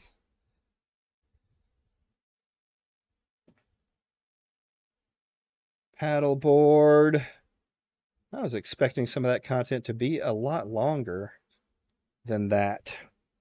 But that's okay. That's okay. We got Song of Six. And we got Xbox or Microsoft fucking dropping jobs, letting companies go independent, closing down companies. It's repeating itself. It's again repeating itself that, major companies ruin independent companies. It happens every single time. Every single time. I was telling Damage Sector on Twitter that I listen to, I watch Economist on YouTube, right? That talks, a lot of the stuff he talks about is AI. But when he's talking about like corporations and things like that, he has a very, like, the way he talks about CEOs and things like that just makes so much sense to me. And he says that CEOs are middle management Nepo babies who have never worked a day in their life. They don't understand, like, from a gaming perspective, they don't understand what a gamer wants. They don't understand what the developers need to do their job. And they don't understand what makes a good game, why people actually play games. It's been obvious in that way for years in the AAA industry. It's just more like people are jumping on it more, but this happened back in the day with EA, right? And other companies. BioWare is, like, I think the biggest one that I can think of, where BioWare was just absolutely destroyed by getting bought up. To the point that all of the old devs left after Anthem because they were made to make Anthem instead of making the next Mass Effect game, Andromeda. It was all new team. So this isn't new. People acting like this is some crash in the gaming industry. It's not. This isn't new. Microsoft has overspent and done stuff to ruin the games that are around them, but they're not going down. Rest in peace, Anthem. 2019 to 2026. I know. I don't even understand how that game made it to 2026. I was so hyped for it. And I got in there with my friends for like 3 days, and we were like, this is the most boring fucking game I've ever seen. It's like there's nothing really to do in it. All of this crazy idea of like 360 degree, combat from all sides, and they couldn't even get it. Yeah, you thought it would be killed years ago. Yeah, I guess they just keep trudging on. But it's kind of a new phenomenon where a company that makes a live service closes down the game. They at least try and like squeeze some money out of it before they take it down. There are cases where games have been taken down, and companies do have like insurance from the government that if a game or a movie absolutely bombs, they can remove it from a platform, and they can get some amount of the funds used to make the game back, right? And they use this. It shouldn't be that way. They should be out there floundering. Yeah, fucking no. It's not a tax write-off per se. It's a program that gives money back. It's supposed to be used for like small devs. Small dev team makes a game.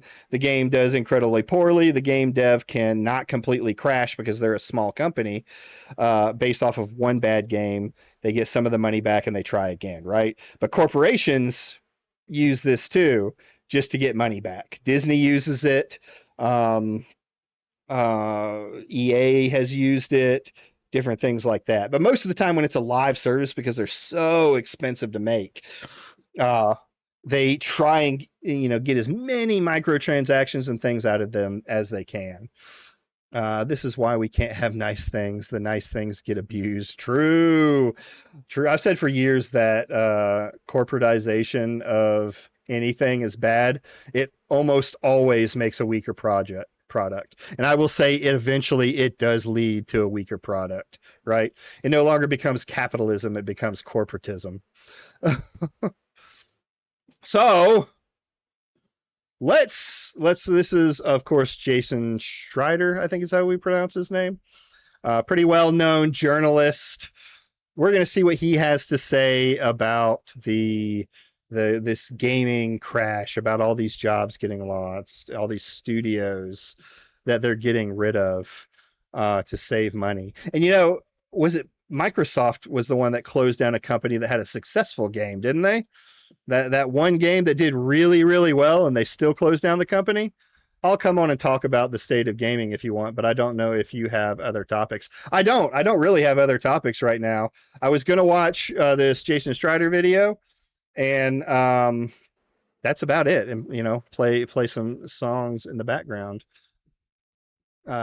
Tango Games Workshop, developer of Hi-Fi Rush. Hi-Fi Rush was a success, and they still shut it down. It's like there is no metric for keeping these companies open. They do not care. They'll save money where they want to do it. Yeah, jump into waiting room. Damaged. We can get into this.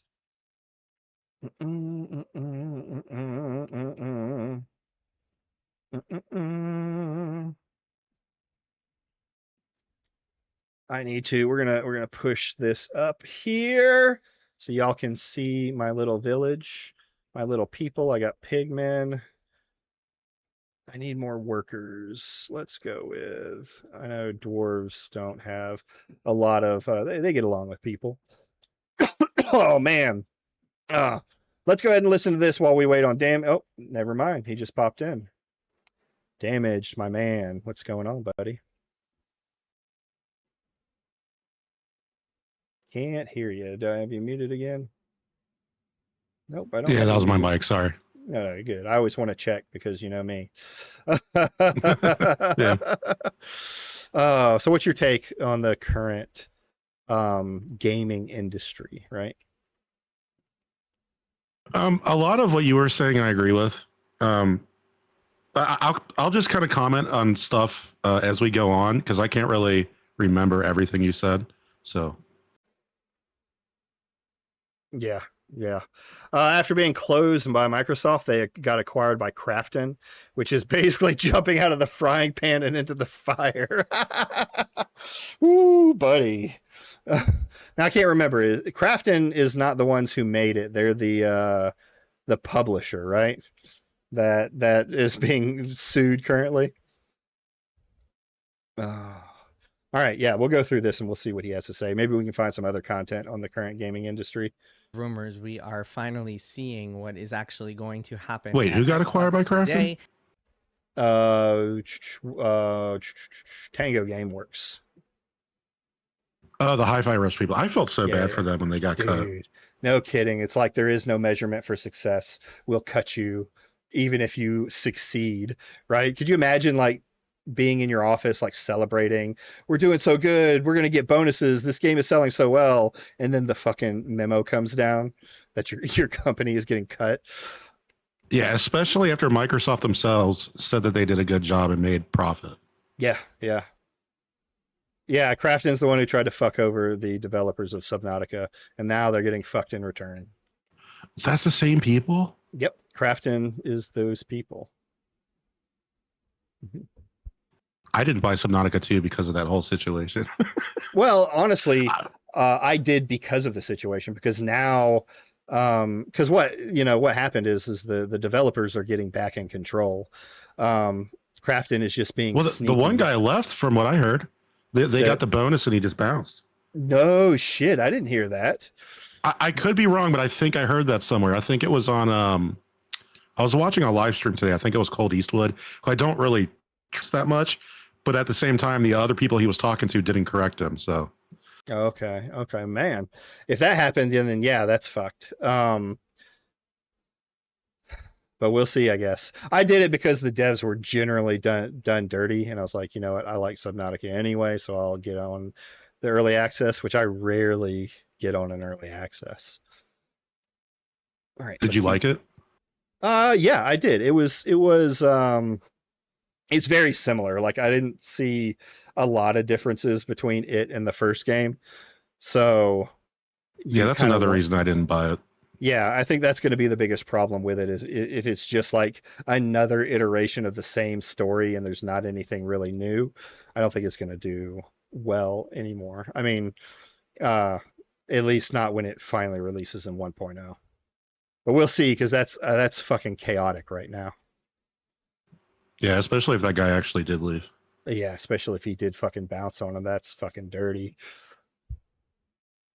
And over the next few months, Asha Sharma wrote an email. Asha Sharma, CEO of Xbox, wrote an email to staff this morning saying that she is planning to cut 3,200 jobs, 1,600 cut today, Monday, July 6th, and another 1,600 over the next few months. She is also divesting from 4 studios and planning to divest from a 5th. She, under Xbox is going to sell Ninja Theory, the makers of Hellblade and the upcoming game Senua, and Undead Labs, the makers of State of Decay and the upcoming State of Decay 3. Both of those games were just showed off at their summer showcase a few weeks ago.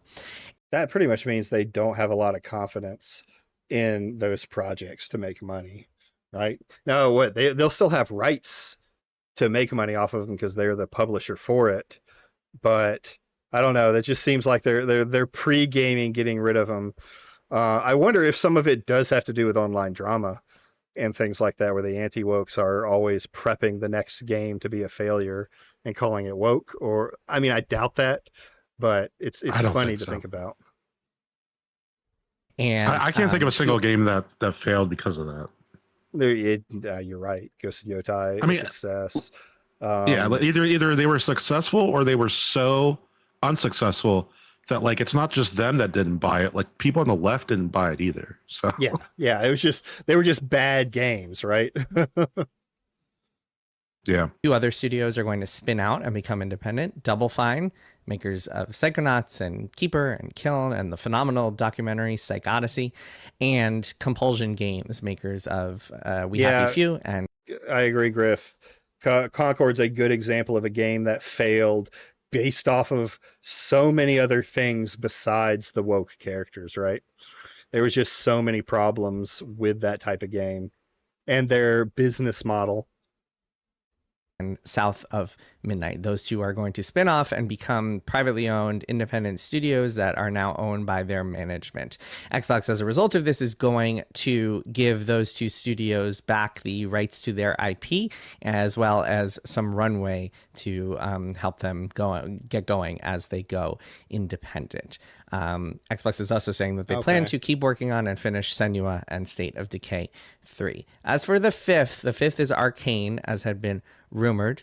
Xbox is planning to do something with Arcane, but because of stringent French labor laws, that could not happen right away. And so Xbox is entering the process that's called consultation, where essentially they have a conversation with the council, the work council at Arcane, saying, hey, let's review our strategic options. Are we going to sell you? Or are you going to spin out? What is the future going to look like? That future will likely involve the studio continuing to work on their game, Blade, but it will not be part of Xbox anymore.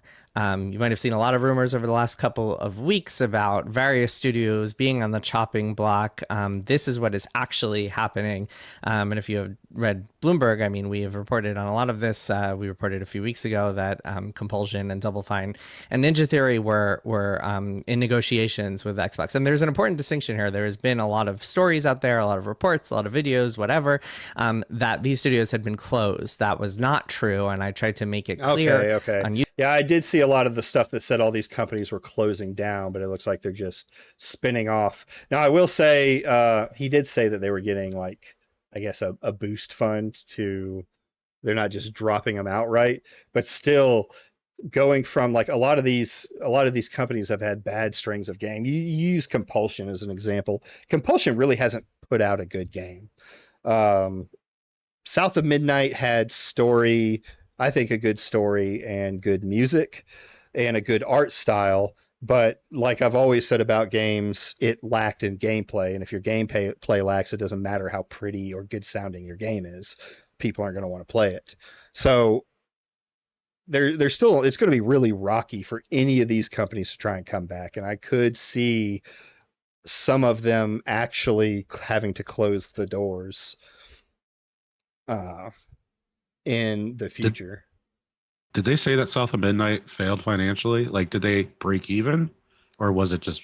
I think I don't remember if they broke even with it or not. I'd have to go look. Let's see. We can go look it up right now.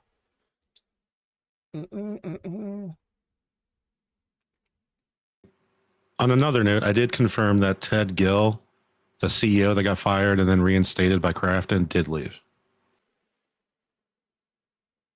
Oh, Jesus Christ. He was like, nope, fuck this. He wanted to win his lawsuit, get his money, and get out. That sucks. That sucks. So it says that yes, it sold well. They had 1 million players in less than a month. From revenue standpoint, I mean, this is just the AI talking about it. From a revenue standpoint, estimates show the game has generated around 4.1 million in gross revenue on Steam since it was a release, with an estimated net developer revenue of about 1.2 million. So yeah, that's a pretty successful game. So they have had a successful game, I would say, in that set. That's probably not the numbers that Microsoft was looking for, right? But considering like their other game, the Happy People, which was kind of a mess. They that doesn't mention budget though. No, it doesn't. Oh, that's just developer revenue. 1.2 million. I would think the game cost more than that. Maybe. Let's see. Gamer Rant. See if we can find some. Reaching over 1 million players. Okay. Is there more than just this little tidbit? I fucking hate. I shouldn't have even looked at Gamer Rant. It's a fucking shit website. Less than a month.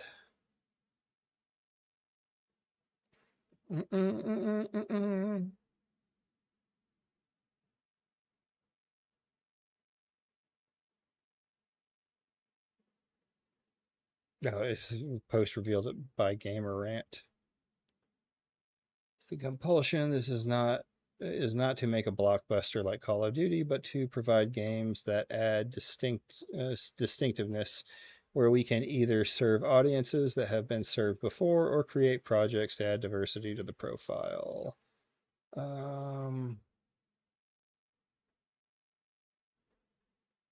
That we've had over 1 million players since its release. Provost said that the setting of the Deep South was underutilized in video games. South of Midnight apparently had a budget of over 100 million. Yeah, but that's just like anti-woke propaganda where they'll see some fucking shit tweet that says it sold over 1 million from some Pakistani news site and run with it, right?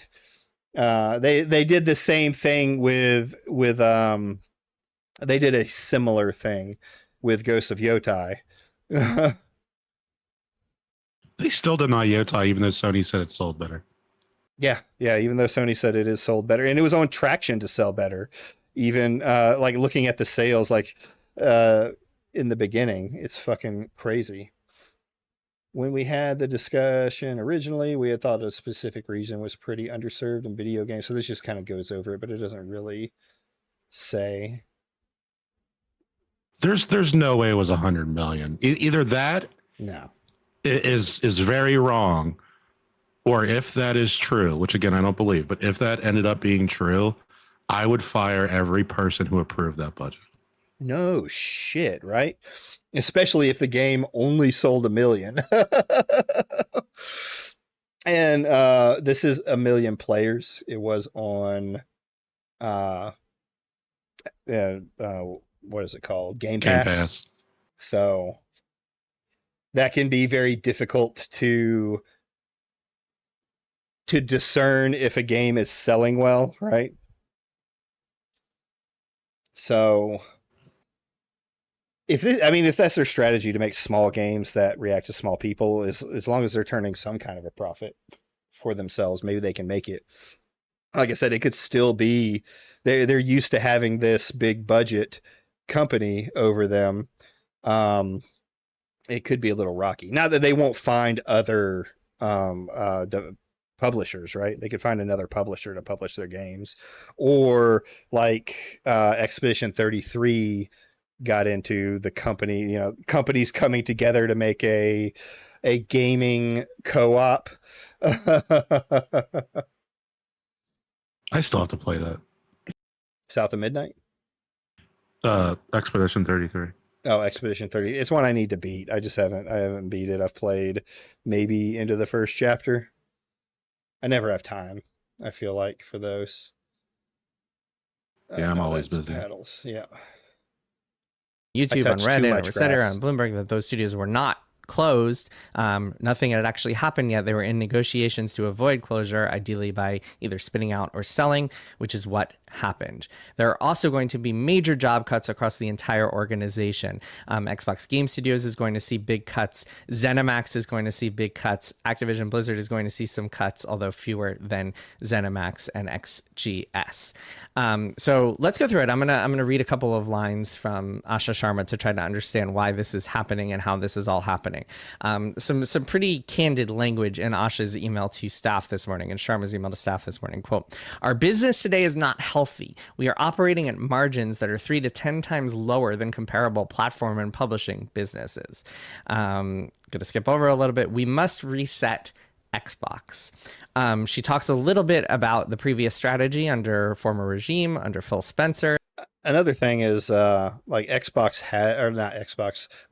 has been doing a lot of cutting in different areas. They stopped supporting a lot of AI stuff, mostly to probably do their own internal AI.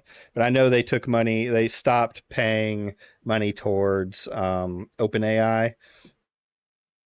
Didn't they do that a while ago? Yeah. That was a while ago. Like I said, they've been within the last year kind of tightening their fucking belts on shit. So this is just another iteration of that, I think. Who since 2018 has been buying up all these studios, and she writes that we have learned that we are not the best home for every type of studio. In a typical year, we lost 64 cents for every dollar we invested. She talks about how Xbox is not the best place for all of these independent game studios to be homes. It's not the best home for them, and instead they are going to quote, help independent creators succeed by providing open development tools and audiences to realize their vision. There's also some other various restructuring that she mentions. Mo Yang and King are going to report directly to Asha Sharma. She talks a lot about the platform teams being too big and bloated with management layers, and they're going to be doing a lot of cuts there. ZeniMax is... Yeah, I've actually talked about this for quite a while. Like ever since COVID, the companies, I mean, they've been bloating up even before that, but COVID like accelerated that bloat. It's been a problem where they're just thinking these corporate guys are like, just throw more bodies at it, hire more people, we can get the games done faster. But what ends up happening is or what I think ends up happening, I'm a shitter who doesn't know anything, is you've got too many people trying to work on a game and it gets so disconnected from itself. You got like people who will never see portions of the game until the game comes out. They're just working on like one little tree or something like that, and the messages start to get lost, and then departments start to fight over what they think the game should be. And it just, I think, slows down the process. It makes these games cost way more money to make than I think they actually should be paying for it. The budgets are way too big because of how many people that have been hired. You're right about that. But the part about people fighting over like what stuff should be, that's generally at a management level. That's not like your artists, whether you're a 3D artist or a 2D artist, whatever, an animator. You could be a programmer. True. I should have clarified music. that. Yeah.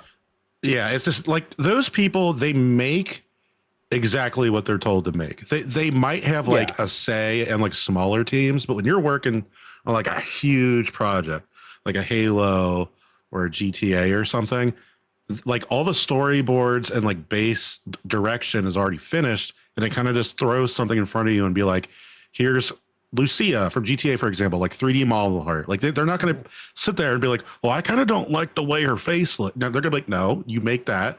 That's what the concept artist came up with. You make that. Like there's no like grand discussion. Yeah, I should have been more specific. It happens in management, which when it happens in management, yeah, you got the guy who is down on the level just making what he's told to make, but then there's a whole change and they revamp like, oh no, we're going with this now. All that shit you just made, throw it in the trash. We're going to go with this style now. Yeah, the problem is that management's a mess, and like you were saying on Twitter, they a lot of them don't know what the fuck they're talking about. A lot of them don't know what people want. They might think an idea is good, and they're too proud to say that they're wrong. And the perfect example that was recent was that game that fucking Keeley promoted. What was that? That fucking hero shooter. Oh god, I can't even remember the name of it now. Something. I can't either because that's how stupid it was. Yeah, it was so terrible. Oh, what was High Guard? High Guard. That was Guard. Yes. Yeah.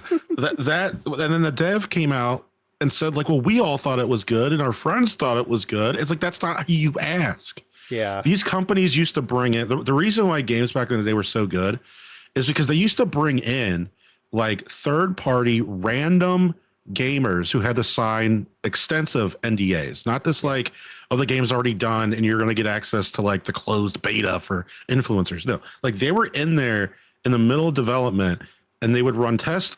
They would test the market out and be like, do you like this? What's good? What's bad? And they would kind of get it to a point that people liked it and then throw all this effort to make whatever that is.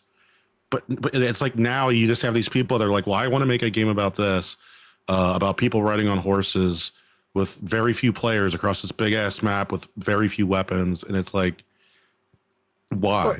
Why are you doing this? Well, here's the thing. When they pitch those kind of things, I'd almost guarantee that they're pitching like the microtransaction side of it. Because in reality, the guy up top doesn't give a shit what the game is about. He gives a shit about what money the game is going to make him. And the CEO or the outside investors, like High Guard had I'm trying to think. Oh my God, they invest in so much shit. Yeah. Who is it? They had a really big company invest in them. I can't remember who it was. It was a Chinese company, was it? Who? Tencent or Tencent. That's what it was. Yeah, Tencent invested a bunch of money because they sell them like, well, we can sell all these things on microtransactions, right? Mm-hmm. But the base idea was shit. The one that they thought that, and I don't know what Geoff was thinking because he approved of it too. And he said it was the best thing ever. I don't know why they thought that, but there's no way that they could have sat down like an actual completely randomly selected group of gamers, have them play that concept and get told it was fucking good. I can't see it happen. They all just decided themselves, this is the shit. And then they sold it to whoever was throwing the money at them. Like, oh, it's going to be like a super successful live service with tons of microtransactions that we can sell skins and characters. And they were like, oh yeah, that sounds good because Fortnite did it or so, you know what I mean? It's always Fortnite or some shit that they want to be the next Fortnite, but then they forget that like for every Fortnite, there's 200 fucking ones that fail. So, Exactly. Right. And it goes with that whole like Nepo baby thing where like the people who are making the final decision on, yes, make this game have never played a game in their life. Exactly. As I mentioned, is going to be impacted pretty significantly. They're going to be restructured to a franchise first model. They're basically going to be focusing on their biggest franchises, which you might have seen rumors about it just being Fallout and Elder Scrolls. That also is not true. A lot of the rumors have not been true. They are going to focus on Fallout, Elder Scrolls, Quake, Wolfenstein, and Doom. So all 5 of those franchises are going to be a big focus for ZeniMax moving forward. There's some other kind of and you just fired the Doom coders. Yeah. Here's the other thing. I understand with all the bloat from COVID and other reasons why they hired so many people. I understand why you have to fire people. It's unsustainable. The teams are too big. You don't fire the people that are really good at their jobs. You have to go in, figure out who worked on what, and keep the people that created good shit. And one of the best things that ever came out of a Microsoft studio was the fucking performance of the engines that it created. You don't fire the coders that made that shit. The fuck is wrong with you? So it goes back to the corporate environment. The corporate environment isn't looking at who's good at making a game, right? That's not a metric they Exactly. feel like they can define. They go, who's getting paid the most? And that's where they can cut and get the most money back for their buck, right? They're going Yeah, to keep that's definitely part of it because I'm sure those guys are Yeah. paid, but they should be. They're worth the money. That's the point. Yeah. Well, why don't you go to the people that do dumb shit that are, you know, some fucking storyboard writer that came up with the I know that Highguard was not that, but I'm just saying, just using that as an example, you fire the person that you pay $150,000 a year that came up with that idea. You don't fire the person that like animation if the animation was good. You keep them around because you know that they're good at their job, and you fire all the people that just came up with the horrible concept of it. That's it. Yeah, because I mean, but you're right. They don't know to do that. They're just like, oh, this person costs us $170,000 a year. What? He's a programmer. Well, can't AI kind of do that with like a lower? But yeah, get rid of them.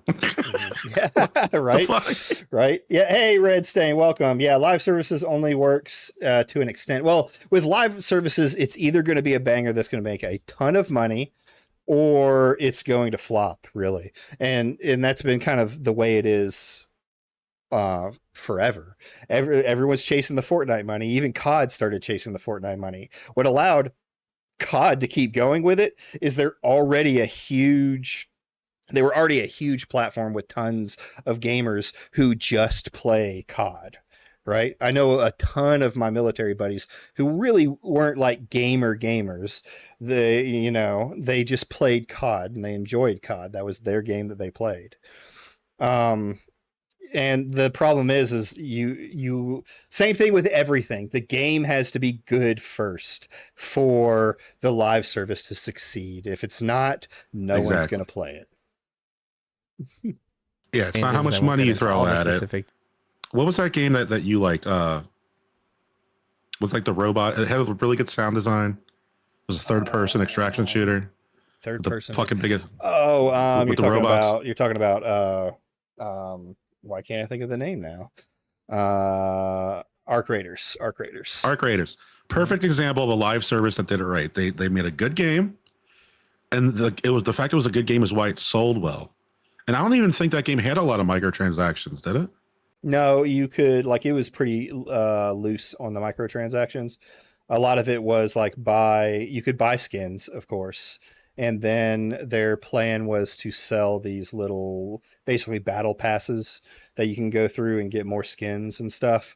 I think they're kind of they're running into a problem where they haven't made anything that's been different enough of the same content. So they're starting to like kind of lose a lot of players. Most people aren't willing to only grind for skins. Sometimes they want a little bit more, but we'll see how they come out in the end. But yeah, they made something interesting. They made it unique. They made their game. They made the gameplay fun.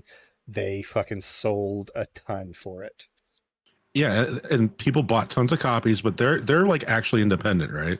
Aren't they an indie studio? Yeah, they're an indie studio. I forget who published them. But yeah, they may be self-published. I think they are self-published because they also have the finals. So they've made 2 live services that are successes. Yeah, they need to find people like that that'll make good games like that. Now, if somebody like Microsoft or Sony acquired a studio like that that could make games that good, just have them make something that good that'll sell really well because the base game is great. But then you give them the money that you have, because you're these massive fucking companies, and you say, here's money to build that shit that will make players come back. Like the others, because like you were saying, the game's so repetitive.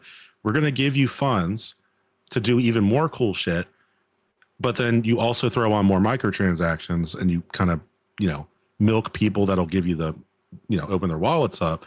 But the base game is still good, and you're going to still have a great game. And it's going to be bigger and better. And like, the people that don't buy microtransactions don't have to be bothered by it, as long as it's not pay to win. Like, I don't really give a shit, you know? And even but then, there's a market like for pay to win. There's tons of games, mostly in China, if you're going to sell in China. But it seems like the Western game industry has failed to move into the Chinese market. Yeah, I can't stand pay to win. I've never. Me too. I've never put money into a game like that because it's stupid. Like there's people that put like 20,000 into those games and they get murked by somebody that spent 100,000. Yeah, I know, right? It's funny. It becomes literally like, what was the Diablo guy? That spent? Yeah, that's exactly what I was thinking of. He spent so much money he wasn't allowed to play with anybody anymore. That was hilarious. That was so funny. Details. And she writes, I'm going to quote again, these changes are about a bigger future for Xbox, not a smaller one. Skipping over a couple lines. This year we'll invest as much in Xbox as we ever have, but we'll invest with greater focus, greater discipline, and greater clarity, all in service of making Xbox where the world plays and creates. Yada, yada, yada, more corporate stuff. She wants Xbox to reach 1 billion players per day. So, what does all this mean? How do we get here? So, how do we get here? How Steam doesn't even bring in that many players from PC.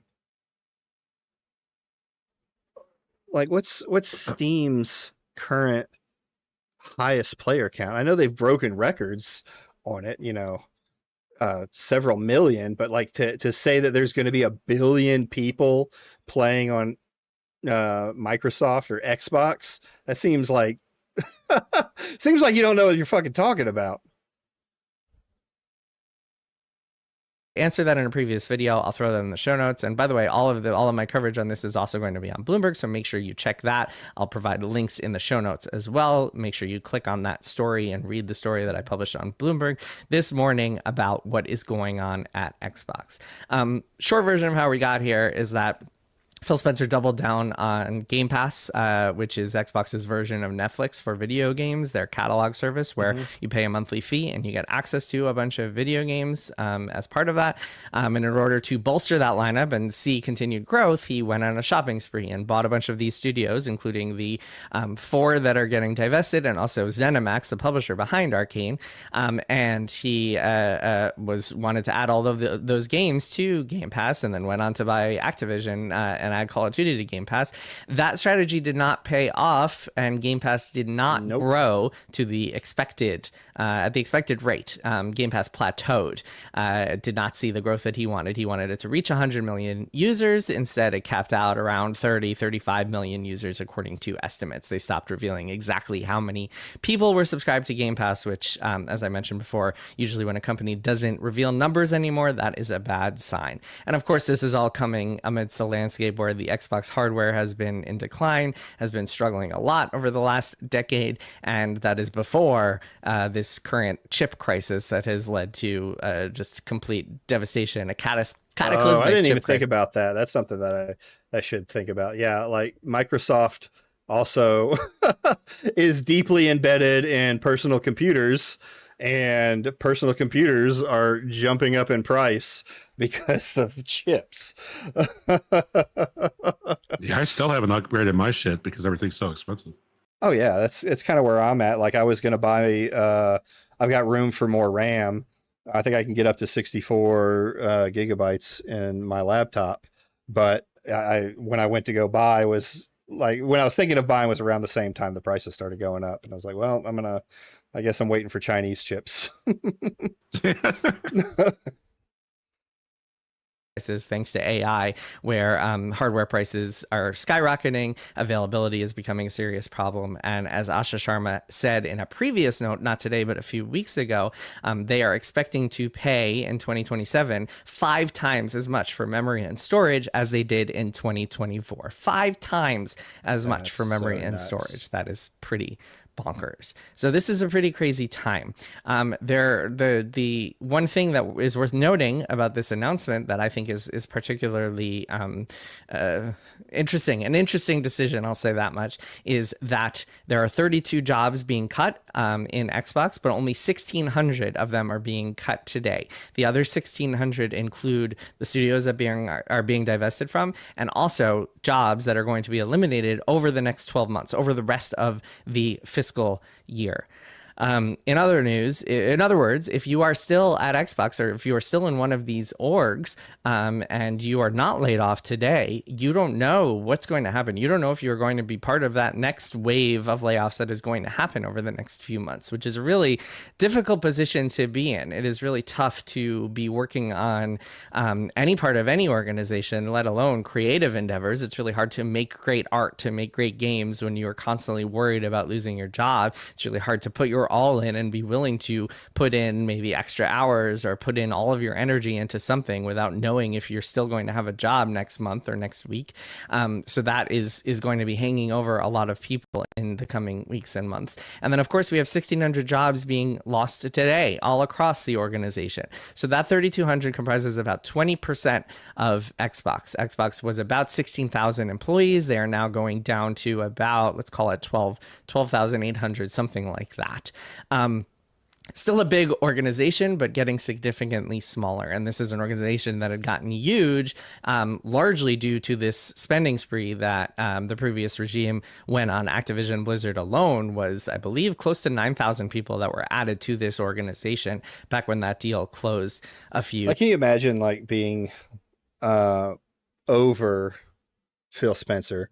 And he's just coming to you. It's like, all right, I need to buy this company too. And I'm going to buy this company. I'm going to buy this company. They like wrote him a blank check and he fucked them. Basically. Yeah. This is what we're going to do. Like, Game Pass is the thing. Game Pass is going to be so big. I know it hasn't made any money yet. I know it's not doing well, but this is the year. This is the time frame of my service. We're going to get it going. So what I'm going to do is just spend until I start making money.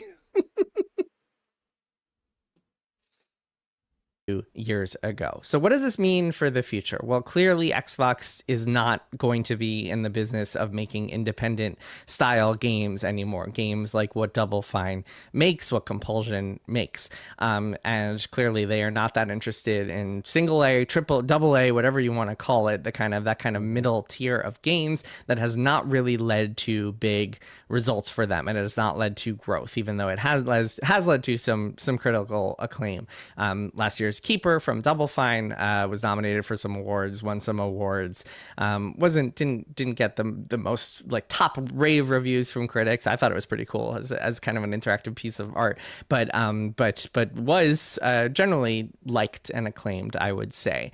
South of Midnight, same thing. Again, not universally acclaimed by every single critic. You look at that Metacritic score, it's not in the 90+ range or anything like that, but it won some awards and was well received. I think it was one of those games where like if you like people who loved it really spoke to them, which I think is an interesting, like I think that's a good thing for art to be a little bit polarizing and maybe not appeal to everybody, but to appeal very much to the people who it really speaks to. So that stuff is not going to happen anymore. We are going to see a pivot to focus on some of the biggest franchises. Now that doesn't mean they're not going to be making.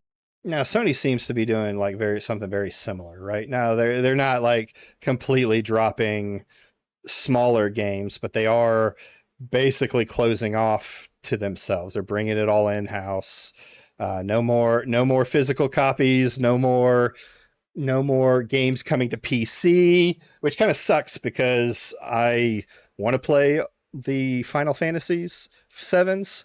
And the third one hasn't come out yet, so that means the third one will. Oh no, that will come out on PC because whatchamacallit broke off from PlayStation.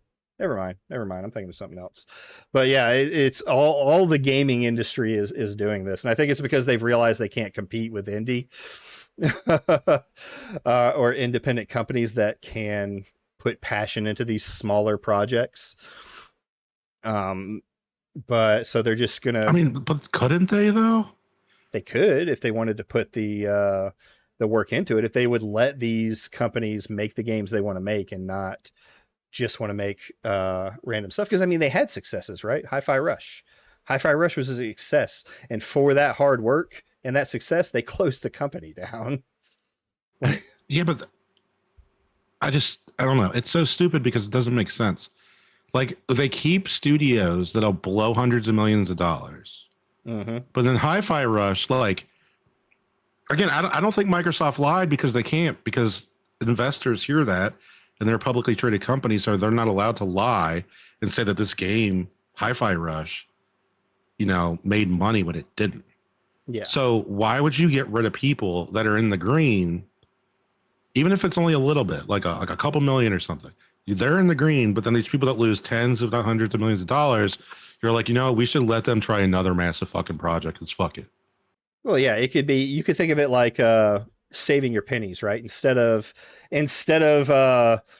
putting all of your ducks in the AAA game that you need to sell, 100 million copies of, why not have a bunch of small studios that you're supporting that can make, cost less money to make the games and can turn a profit, even if it's a small one. Eventually it all starts to add up.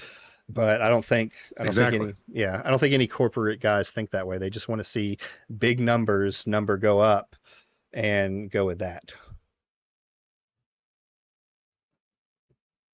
New things, and they are incubating some new IPs. Most notably, one that comes to mind that I think they have been pretty public about is that Activision has a game in development that is under a studio called Elsewhere in Poland. I believe a lot of it is ex-CD Projekt Red people, and they've said that it is an unannounced new IP RPG that they are working on. So Xbox still is investing in some new IP. It's just they are not going to invest in that kind of independent AA model anymore. They're focusing on big franchises, and that's what we're seeing, especially at ZeniMax, where we're going to see a really big overhaul. And I wouldn't be surprised if they start focusing more on trying to get more Fallout games out on a more regular cadence, trying to get more Elder Scroll games out on a more regular cadence, because those are two franchises that are humongous, but have not really been what executives like to call, quote, exploited in the way that, I don't know, an Activision or another studio might use them, might exploit them. And I mean, I think any kind of objective observer might look at something like Fallout and say, wait a minute, there hasn't been a new single player Fallout game since 2015. There hasn't been any new Fallout game since 2018, despite this hit show on Amazon that has been going for the last couple of years. What is going on here? Obviously, there's this reported remaster that's going to hit at some point in the near future. But aside from that, the lack of new Fallout games, I think, is pretty striking. And it makes sense that they would want to invest in more of that stuff, focus more on these big franchises. Worth noting once again that despite rumors you might have seen on the internet, Xbox still is investing in Doom and Wolfenstein and Quake. So it is not just Fallout and Elder Scrolls. Elder Scrolls, of course, that is Elder Scrolls 6 is the next big game from Bethesda Game Studios. Don't expect to see that for a little while still. I think they've been very clear about that, but that is another one that they are seeing as a big bet moving forward. The other big part of this is Minecraft. So what's happening with Minecraft is interesting. So Minecraft, as I mentioned, the studio behind Minecraft, Mojang, is going to be reporting directly to Asha Sharma. And it seems like Xbox wants to invest more in the Minecraft ecosystem. Minecraft has been extremely successful, by far the most successful of the acquisitions that the Xbox regime has made over the last 15 years. Minecraft and Mojang was actually the first one. They bought Minecraft in 2014. It was one of the first moves done under the Phil Spencer regime after he took over. I believe they bought it for around $2.5 billion. I mean, that doesn't surprise me. And while I'm not like a smart business guy like old Jason here, I mean, to me, it kind of makes sense. Like, every kid nowadays plays Minecraft. You don't have kids that don't. Like, all of my kids played Minecraft. So it'll always, I feel like it's like an eternal kids game. And then on top of it, they have a market where you can just there's all sorts of like mini games and, other things like that. So I don't think that would necessarily, it seems like a smart move to push more money into the most sold, it's like the second most sold game in history that still has people playing to this day, that still has kids going to their parents to, Dad, I need this Minecraft pack. Can I have this pack, please? Skins and game types and everything else. People are making their own games out of it. And I'm sure Microsoft gets a cut from people who make paid content on there, right? So yeah, maybe that's the way to go. Which was a steal in retrospect because that game has continued to perform extremely well and make a lot of money for the company over the last few years. Plus, it's got its own movie tie-in, which also made $1 billion at the box office, and there's a sequel coming. So huge franchise. I wouldn't be shocked if we see Xbox start looking at Minecraft as its own version of Roblox and invest in that to try to create its own sort of platform, its own sort of ecosystem to take on something like that's an interesting Roblox. thought. I don't know how feasible it is to start adding game creation tools in something like Minecraft, which is essentially, if you're not familiar, I imagine most people are, but Minecraft is digital Legos. It has some interesting kind of mechanisms that you can play around with. It has computers that you can build. People have done all sorts of crazy stuff using the built-in computer system within Minecraft over the years. I don't know how feasible it would be to turn that into a game making system, but that could be what they are trying to do. I don't know if that's specifically what they're going to try to do, but what they are definitely doing is investing more in it as a platform, which is why Mojang is going to report directly to Asha Sharma rather than having that layer of middle management. Previously, I believe they had reported to Matt Booty, who then reported to Asha Sharma. Now, Matt Booty? cutting other people Reporting out to of that that Booty? equation, cutting the studio's I'm talking chief about. out of that equation. Worth noting, by the way, Matt Booty is not mentioned in Asha Sharma's email today, although there are a couple other people mentioned. She mentions that a woman named Helen Chang, who actually ran Mojang for a while, is being promoted to the chief operating officer at Xbox and given a bunch of new responsibilities overseeing P&Ls, etc. Another thing that they're mentioning, I mentioned, by the way, King is also going to report directly to Asha Sharma. Candy Crush, I think they also view as a platform that has its own kind of like potentials for for the future and future investment and whatnot. Again, I think that a lot of this is about investing more in the biggest platforms and the biggest franchises. One other thing I think is worth noting as part of this, and trust me, there will be more to say in the future as we see how this all unfolds, as more information comes out, as more reporting comes out, is that I'm going to read something. Asha Sharma writes in this memo, quote, "As Xbox grew our headcount, we became more fragmented. Teams, studios, and functions often operate independently, What did and he it just became say? harder to work towards." I missed that. Hold on. I'm kind of semi making a joke here. Mm-hmm. Directly to But Asha Sharma. Candy Crush, I think they also I'm pretty sure, like he said fragmented, but I think he forgot the R. Let's see. view as a platform that has its own kind of like potentials for for the future and future investment and whatnot. Again, I think that a lot of this is about investing more in the biggest platforms and the biggest franchises. One other thing I think is worth noting as part of this, and trust me, there will be more to say in the future as we see how this all unfolds, as more information comes out, as more reporting comes out, is that I'm going to read something. Asha Sharma writes in this memo, quote, "As Xbox grew our headcount, we became more fragmented. Teams, studios, and functions often Yeah, I think he might have forgot a letter there, Jason. Your video's about to be taken down, man. It's all his fault. It is. It's all your fault, Jason. I expect reparations.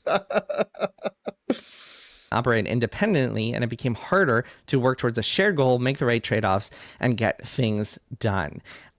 Essentially, what happened under Phil Spencer is that the studios that were purchased, a lot of them became what was known as limited integration studios. In other words, they were given a lot of autonomy to make their own decisions, decide what projects they wanted to make. They still had to go through a greenlighting process with the rest of Xbox, but they got a lot of power to just kind of run their businesses in the way they saw fit. They didn't want to change their cultures. You buy a company like And that was a mistake.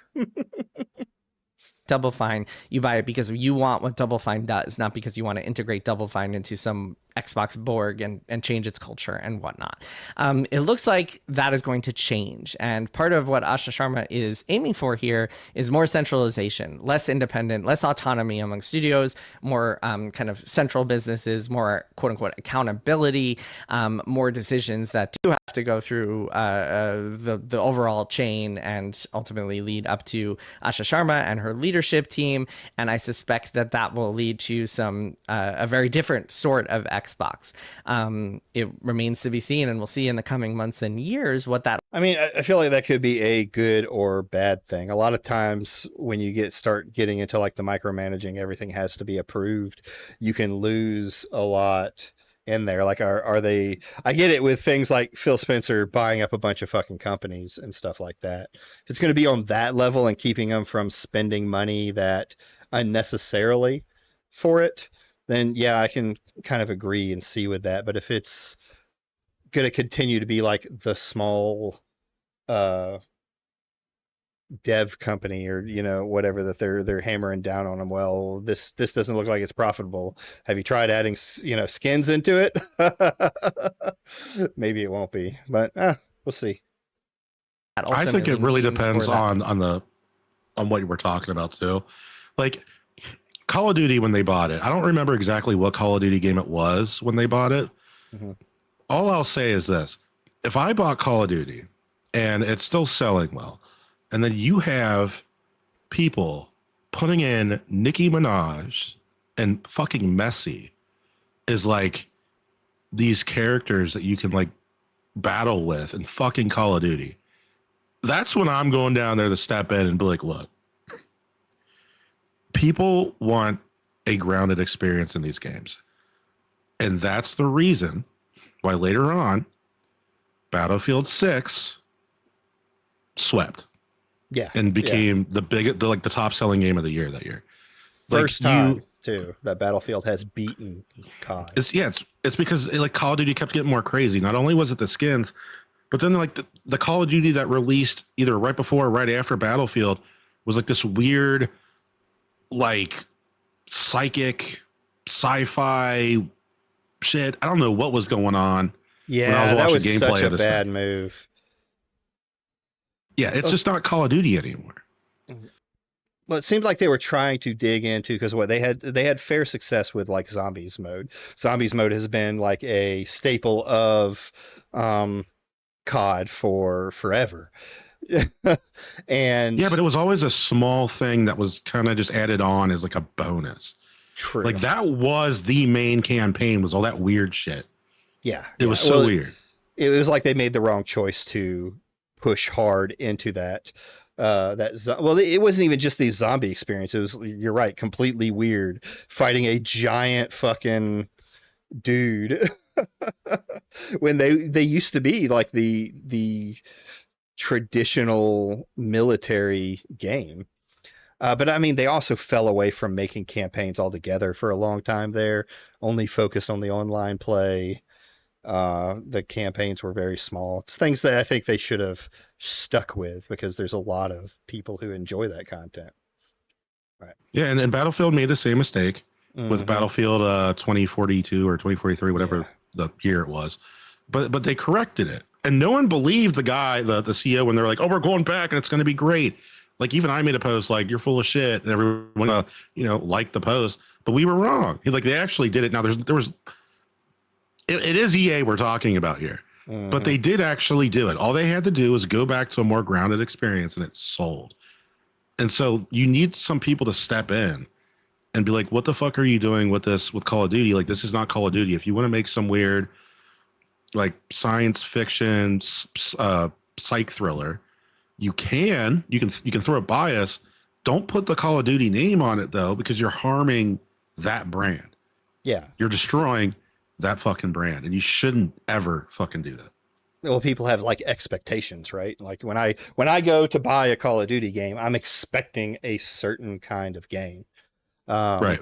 And when it's fucking outside of that, people lose trust and they don't buy the next one. Like if you have to ask the question, like, hey, if we took this game that you want to make and slap Call of Duty on it, and you went back in time to like Modern Warfare, like the original Modern Warfare 2 days, and you showed somebody that version of Call of Duty and said, yeah, this is Call of Duty, would that person believe you or think you're fucking insane? I mean, beyond the fact that you say you're a time traveler, but I mean, like, if you said, even if you didn't say you were a time traveler, if you said, like, I think Call of Duty is going to become this, and then showed them that, they'd be like, the fuck is wrong with you? Yeah, Call of Duty's not going to do that. They've always been more hardcore military sim. I mean, they're not a sim, but you know what I mean. Yeah, it wasn't like Milsim super style. realistic. It wasn't milsim, but like it was still grounded. Like you felt you didn't feel weird about anything really. Yeah, yeah. You weren't fighting fucking crazy shit and having weird flashbacks, and then a big dude comes up and I don't know. I A do lot. think you're right about the zombies thing. I think that zombies, they tacked it on. People loved it. And they made it a little bit bigger and a little bit bigger, but it was always like a discreetly separate thing. Yeah. And then somebody was like, well, why don't we do something fucking crazy for the main campaign? And then they did that. And it just, And then on top of that, Battlefield 6 comes out and it just sweeps completely. yeah, that was a bad year for them, well, especially with Battlefield coming out. But the funny thing is like COD has EA, I guess, or Activision has said that we're gonna slow down on the crazy skins and stuff like that, and then they immediately launched Cheech and Chong. Yeah, they kept releasing more, and it's just like, I guess the game's already fucked up and weird, but like, unless the next Call of Duty really does go back to its roots like Battlefield 6 did, I think they're gonna fuck themselves really hard with that, especially if Battlefield 7 comes out and stays grounded. Yeah, yeah. Especially with there's a lot of games coming out that are providing something more for that. I mean, it may be like extraction shooters, that's all the popular rage, but they tend to be a little bit more realistic, even the ones that aren't like straight up weird milled sims with every round in it. I don't know. Yeah, even Arc Raiders was grounded in realism in a lot of ways, and I think that's why people liked it. Like, I'm not saying everything has to be grounded in realism. All I'm saying is that, like, if you're gonna do something weird, it's gotta be like all up front fucking weird. Like, Fortnite's fucking weird. You can go in Fortnite and be Peter Griffin shooting Superman. Okay, like it was weird from the get go. But if you come out, what I'm saying is you can't take an already established thing that's grounded and don't use a grab franchise's name. Right. Don't use an established franchise and start doing weird shit with it. Either do something new, or if you're going to stay in that franchise, just keep it going with what it was, because you don't want to transform it into something that's not. Yeah, exactly. Which it just seems like a lot of companies try and do that. Like you get it with these weird spin-offs. Like I like the idea in my head of a game company like doing something different than like seeing more of the world, more of the lore and things like that. But then you look at the latest trailer for God of War, and it doesn't seem like it's anything that a lot of people want. Even the people who generally play it. I mean, there are people, of course, but I don't know. It doesn't seem like it got that great a reception. Even if you took out the anti-woke talk of it. So it's hard to break off from what people want. People see a God of War, they want a God of War game. They want to see Kratos in it, which to me gets boring. I stopped playing God of War because I beat the trilogy and I was tired of seeing Kratos. Yeah, I played all the original God of War, the original trilogy. I also played one on the PSP. It's like Ghost of Sparta or something like that. Anyway, then I tried the first game. The first game, was it 2018? Where he became, Yes. was it 2018? Yes. I think so. Okay. Read Atreus and all that. And I gave it a fair shot. But I'm sorry, but that game, it wasn't, I missed the high action of it. It was too Hollywood. It was all just cutscenes and talking, and I'm like, this is not what a God of War game is. You could have just had a different character that's not Kratos, do something in this the same Norse mythology, and just called it something else, and I probably would have been fine with it. But I went into this expecting badass Kratos doing badass shit, and he was just like cutting down trees and saying, boy, like, we got to shoot this deer, and now our mom's dead and we have to go across I don't even know why the fuck. I don't even know what the fuck we were doing. Honestly. But we have to go on this adventure so that you could become a man. And I'm just like, a man for what? Because like, I'm sorry, Kratos, but this guy shows up to your house, threatens your son. He bitch slaps you around like you're nothing. And then it does that cutscene where like it shows you your rage mode. And I'm like, oh, okay. Are we starting to get into this? But no, it's like something you can only do once in a while. And not only that, but if you play in the harder difficulties, and this is the one that bothered me the most, is like we're talking like basic Draugr enemies, like the humanoid enemies could come up. Literally, their attacks were like bitch slaps. And if you got hit by 2 of them, Kratos just like falls backwards, and it's like you're dead. And I'm like, the fuck are you talking about? Because this boulder guy just like pushed me through a mountain, creating a fucking hallway in the fucking mountain, and I was fucking fine. But this Draugr comes up, does a couple bitch slaps, and I'm just like, oh, I'm sorry. We got to start from the checkpoint. And I'm like, the fuck are we doing? I don't know. It felt so wrong. It was too Hollywood, and Kratos felt like a bitch. And I couldn't take it. Yeah. Anymore. I had to stop.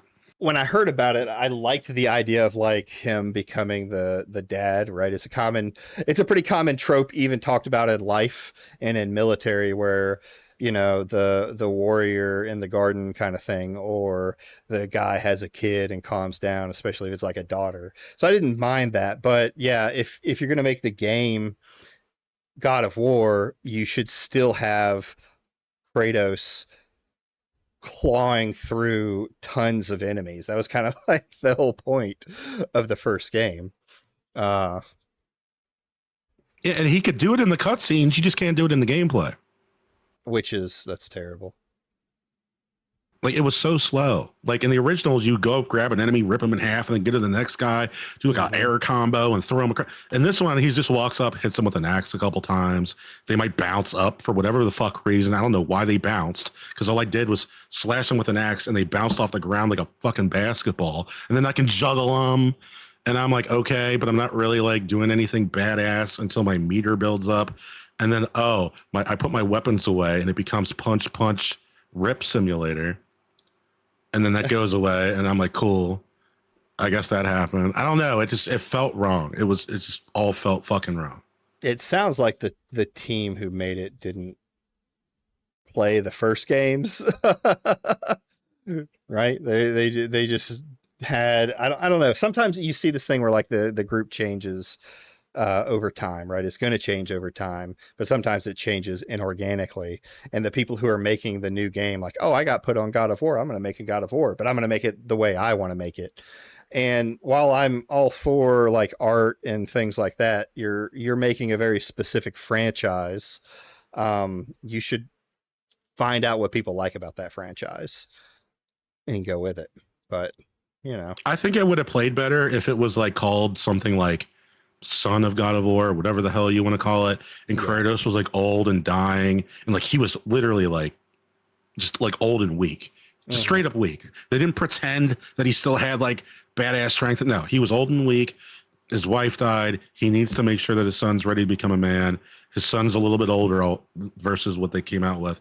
And then Kratos dies early in the game, and you play as his son, and you're going through this whole other mythology of different gods and stuff. And you're like not a badass, but then you become a badass. And then in the second one, you're like, it goes back to just straight badass. I think that would have been fine. Yeah. The problem was you made me play as Kratos and teased that he was still this badass God of War that everyone should fear. And you made him a bitch. I don't know. Like, he felt like a bitch. Why did you make him a bitch? Does he look like a bitch? I don't know, boy. Do I? A bitch of war. That their ability to release hit games and make an organization that people want to work for, but that's what the new strategy is. One final thought: it's clear that something needed to change at Xbox. Xbox was not headed in the right direction. Xbox was a struggling business. It was not attaining the growth that it needs in order to succeed under a company like Microsoft. This is the big swing, the first of the big swings, the big reset, as Asha Sharma calls it. And I think no matter what you might see on the internet, whether it's people celebrating or doom and gloom, I think the actual reality here is we do not know how this is going to play out in the medium to long-term future. We do not know what this is going to look like for Xbox's ability to make games and sell hardware and reach people and make players happy. I think that I don't believe, like, I know what's going to happen. It's all going to become woke and gay. That's exactly what's going to happen. They're going to become ultra woke and gay. With extra lighting. Bisexual lighting. With extra bisexual lighting. We're going to have two gas giants this time. They certainly could use some more hit games, and if it leads to that, I think players will eventually get to celebrate. But right now, we do not know. The only thing we do know is that a lot of people are losing their jobs. They're heading into a market that is extremely tumultuous and extremely difficult to find work in, and it is going to be a really difficult time for 1,600 people today and another 1,600 over the coming months as we enter Microsoft's next fiscal year. So I guess I will ask one thing, which is that out there, just do have a little bit of empathy for the people who are losing their jobs and are entering a market where it has been very difficult to continue to find work in gaming, even as much as Sucks to suck. I'm kidding. I have empathy for most people, but at the same time, you have to recognize the fact, as we discussed earlier, the industry is bloated. Yeah. You have to cut the fat. It's just they're cutting the wrong people for the most part.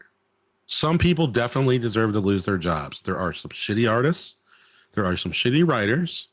There's shitty animators, and they all need to go. Most of them are not like that, but the ones that are need to go. Management, though, throughout many of these fucking studios needs to just be obliterated.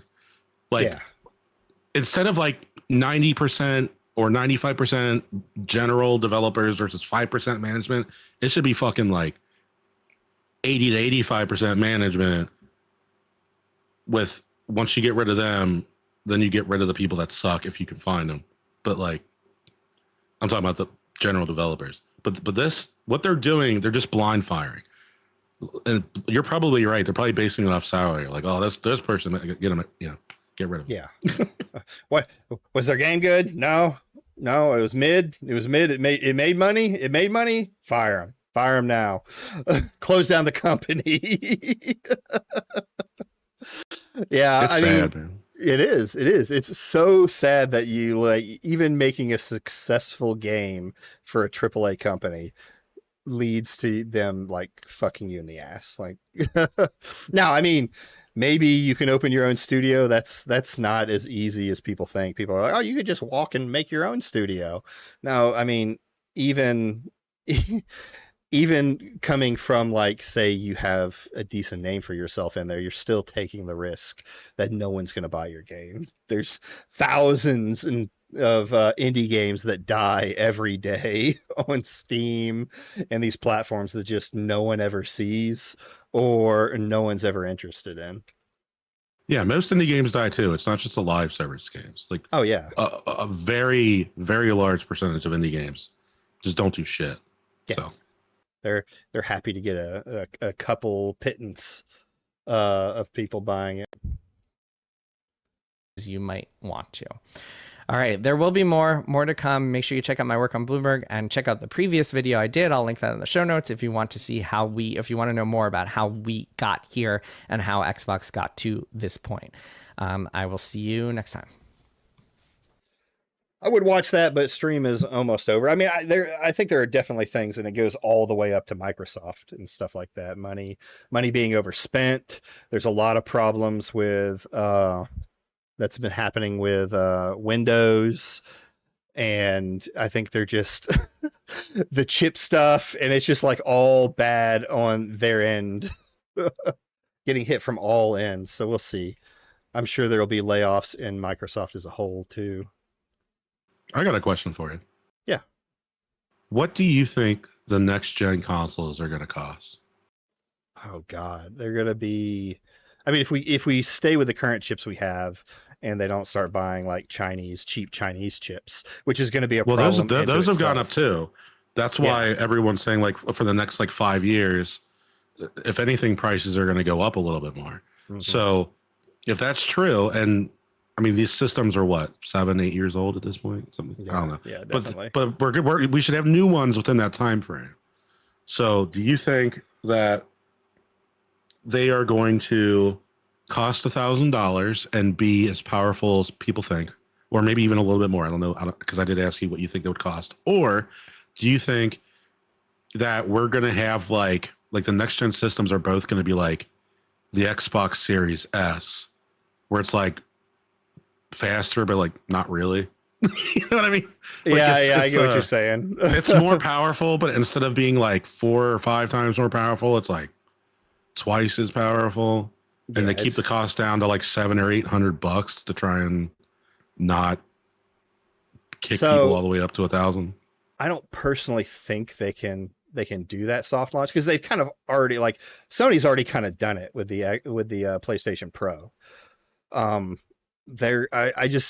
don't think they can do a soft launch of a gen. I think they need to go all out, but it could end up costing like the same as a gaming laptop in some cases, and not as powerful as like mine's a $4,000 gaming laptop when I bought it, so it's not going to meet the power of what a $4,000, well, it'll probably be like what my laptop costs now with the new stuff on it, will probably be like $8,000. But I could see it going well over $1,000 for the systems. I just don't know how console is going to. I don't know who's going to want to buy that, right? Because that's kind of the whole thing with consoles. Is there the so cheaper what are you option? thinking then? Are you thinking like 1,500? Like what are you thinking? Yeah, I could see it being 1,500.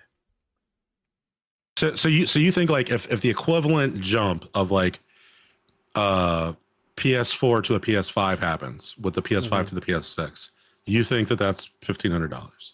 I don't think it's worth $1,500, but I could see it costing $1,500. Worth it is not what I'm asking though, right? Yeah. At least, I mean, I was going to ask that next, but I'm just asking, like, what do you think realistically? So you think it's $1,500? I could see it being $1,500. Yes, yeah, realistically. Now if both PlayStation and Xbox cost that much, do you think people are going to leave console for PC?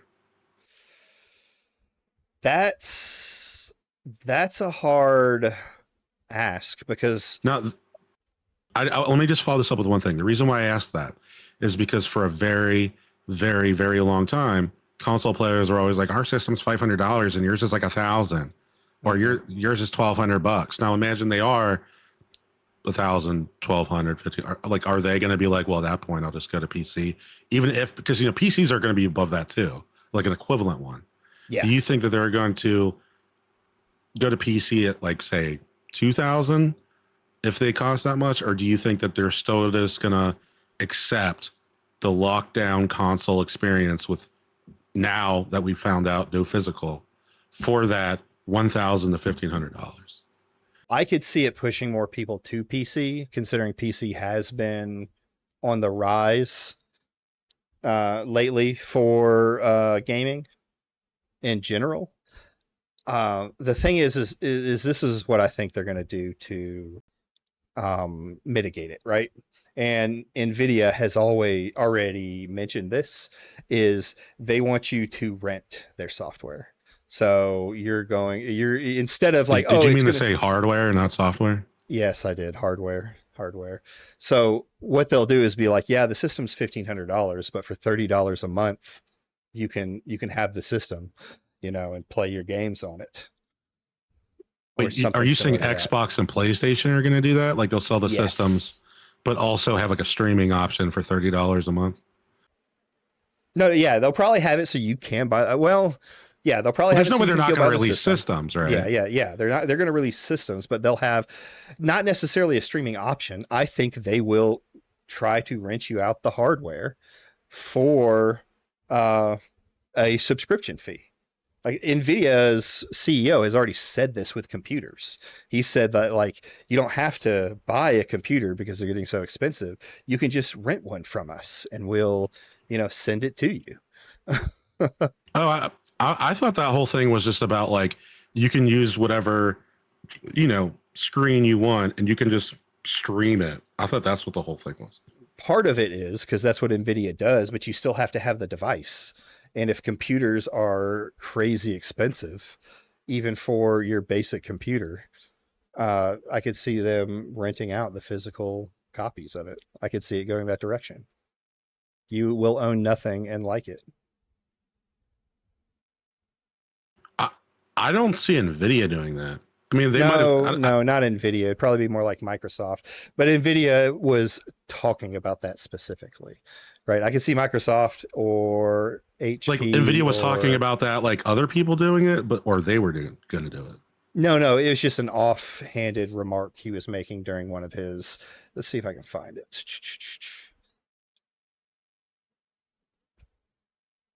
Because I've seen like AI companies. I've seen not ATI, AMD, NVIDIA. Like I've seen all of them talk about like using very like low power devices or even like built-in streaming software to like TVs and stuff, and you pay a subscription to stream whatever you're going to stream, like they do for like NVIDIA has that service where you can stream off of like a 5090 and play games on it. Yeah. I've seen stuff like that, and like AI is like, oh, you can, like AI companies are like, you can pay monthly to like have our servers do all the calculations or whatever. But like, I've never seen an AI company or NVIDIA or AMD talk about renting complete systems. I have seen that with like the idea floated around with Xbox and PlayStation, and Xbox actually did that with the Series S and X. Like when they initially released, I don't know if they still do it, but when they first came out, you could pay monthly on that. Now it wasn't renting; it was a no interest loan. Like you pay the same price, but over like a 12-month period. Okay, maybe I was analyzing that, but yeah, I could see that makes more sense because I have used NVIDIA's cloud-based stuff before. I mean, it's not great. It worked. I had a 1050 and I was able to play games, but there's always problems with it if your internet is lagging and you can't really play any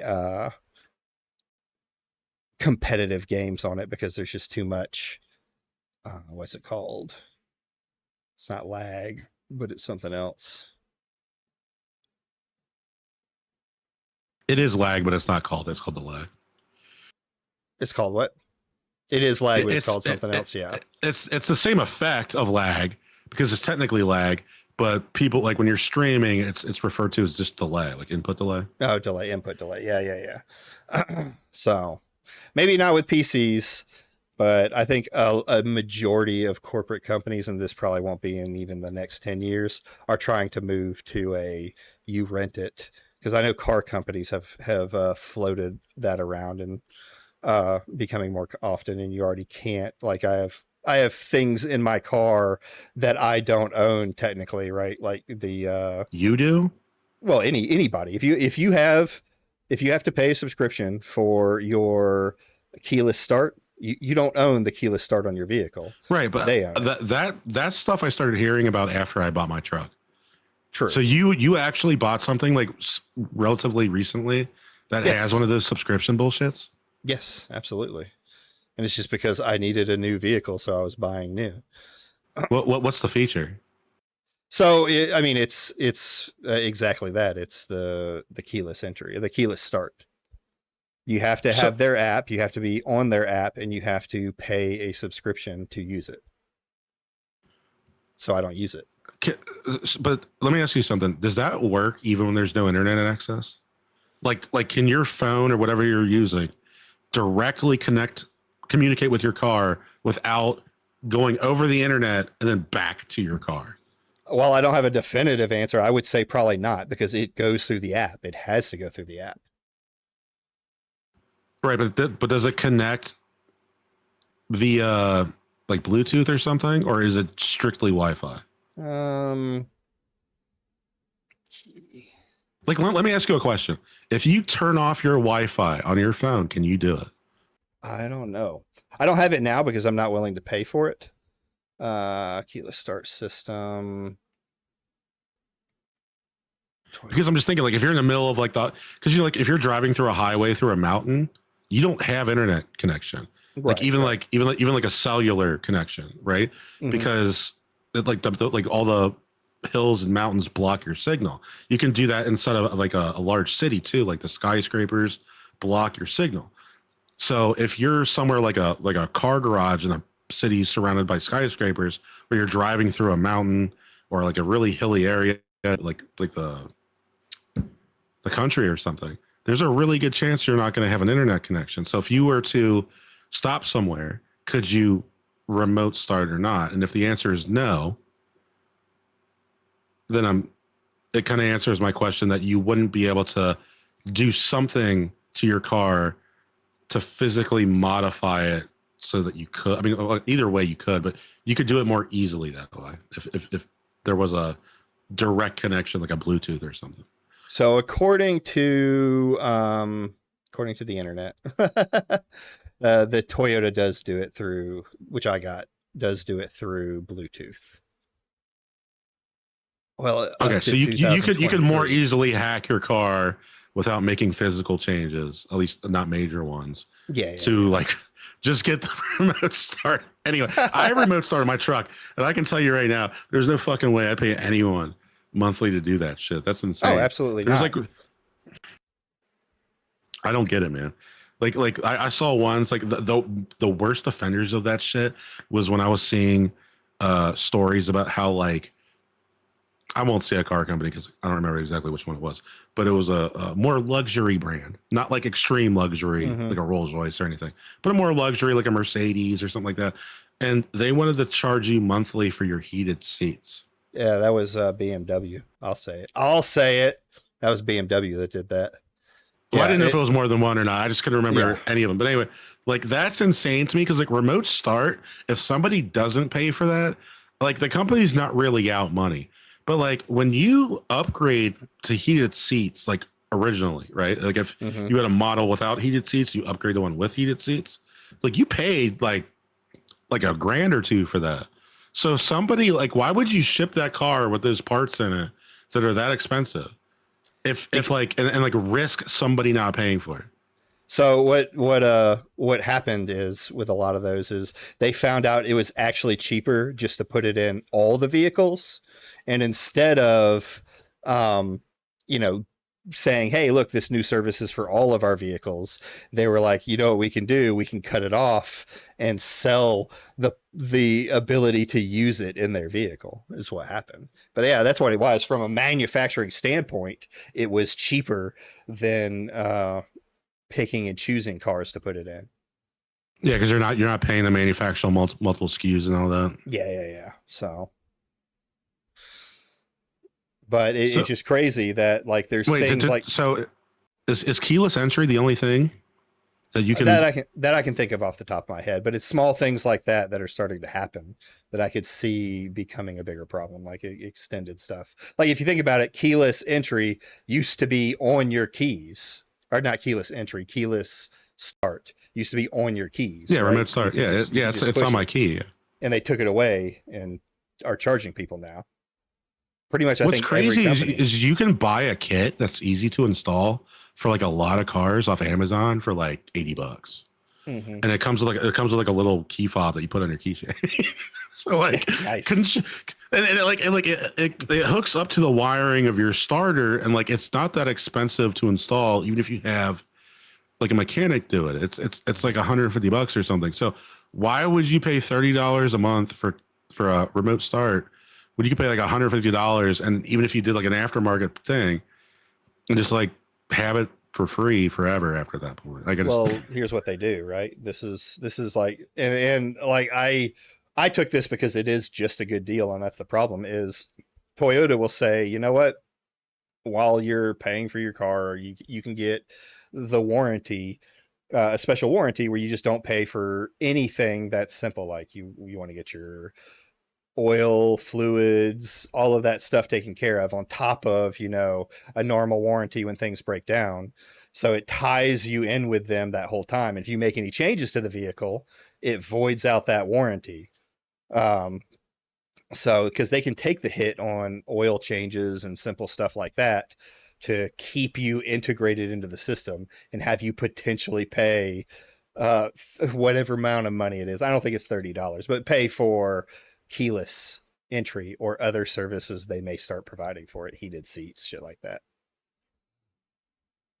What's your opinion on analog or the removal of analog controls in cars, where like everything's controlled on like a touchscreen? I think it's gonna be fucking awful. I mean, we've already seen the problems with the Cybertruck, right? Yeah, that's what I'm asking. And there's other cars doing it. Like I saw some Subaru SUVs are doing it, where it's just like a big ass touchscreen. Yeah. The problem is it's so much easier, it feels like, for these electronic systems to fail. I had a Chrysler, was my last car, and it didn't have like, oh no, it did have a touch screen on the VB, so it was a lot more basic than some of these other ones, like the one on my Toyota. But I ended up having a lot of problems with it. Like I was driving one day and the vehicle just decided to shut off because something in the electronics told it to, or it would just decide not to start and then start randomly. But wait, it wasn't. What were you driving? A Chrysler 200. Is that an EV? I mean, like it doesn't sound. No, it's not an EV. It's a gas powered car, but it was an electronic what is it called? Electronic transmission. The little circle instead of an actual like stick to move your transition. You just turn the circle to the gear, and then it would electronically do it. So the car had electrical problems and just shut off? Yeah, and in the middle of driving. I've never had that happen with a car. Because with gas and normal, it'll keep going as long as there's gas in it. See, this is the type of shit that scares the shit out of me, dude. Mhm. Because like what if you're driving on the highway, you're going like 65 or whatever, and all of a sudden your car's just like done. You know, that's like, what do you mean I'm done? Like I can't get over. I'm like stuck in traffic. I'm in like the high speed lane. Like what the fuck am I supposed to do? Mm-hmm. We had another one. We bought a SUV. I don't remember what it was. It was I think it was a Chevy something or other, and it was very obvious it had flooded at one point, and then they resold it because its electronics were all messed up as well and would do crazy shit where my wife would get stuck because it wouldn't restart. I can be a techie guy sometimes and like technology that comes out, but as I've gotten older, like I'm seeing the failure points in these tech stuff that it's making the vehicles less reliable than they were before. I mean, there were kids that died because of the electronic doors on the Cybertruck. Fucking I don't know if you heard this one. It was two kids, or no, it's four kids driving. One of them was or like maybe 18 to 20, somewhere around that age. They were driving drunk, and they fucking T-boned a tree, right into the fucking tree flat on. Cybertruck's tough. It survived, but then the battery caught fire. And when the battery caught fire, it lost all electronics and they couldn't open the doors. So another kid. I know the outside, at least Teslas I've seen, I don't know about the Cybertruck, but the handles come out when you're trying to enter the car. Mm-hmm. And so you need electricity for the handles to come out. But you're telling me that when you're inside the truck, yes, you can't open the doors if there's no electricity. Well, that's a basic mechanical latch, right? I mean, it should be anyway. That's what I'm saying. So what they have done there, because technically you can only in the front seat.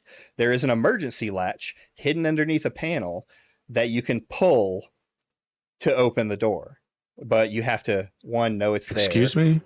It is. Go look it up.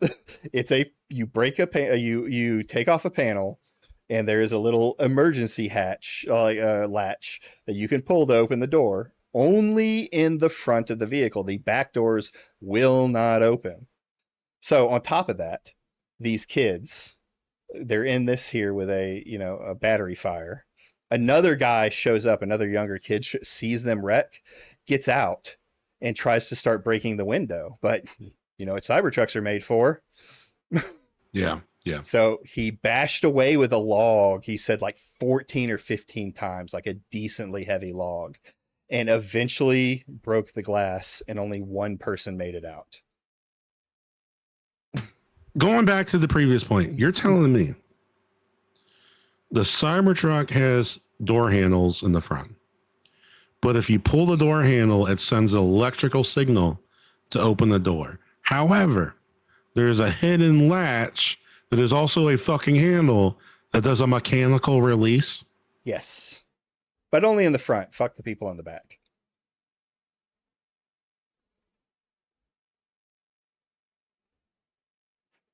You're welcome. Also, if you want to hate EVs more, battery fires are incredibly hard to pull out.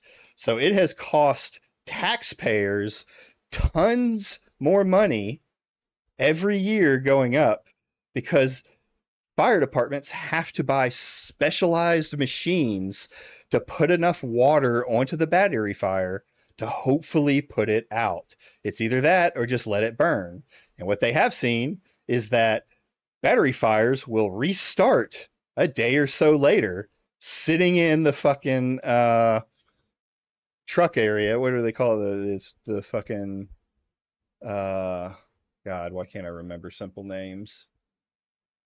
Sitting at like an impound or something like that. It'll just, or a salvage yard. It'll just set fire again and start burning.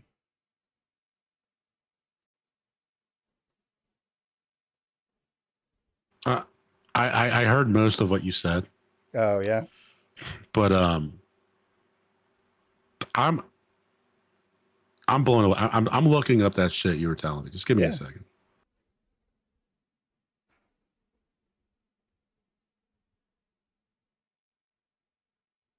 The lawsuit claims that after the crash, the doors lost power and the manual mechanical release was hidden, making it impossible to escape before the truck caught fire.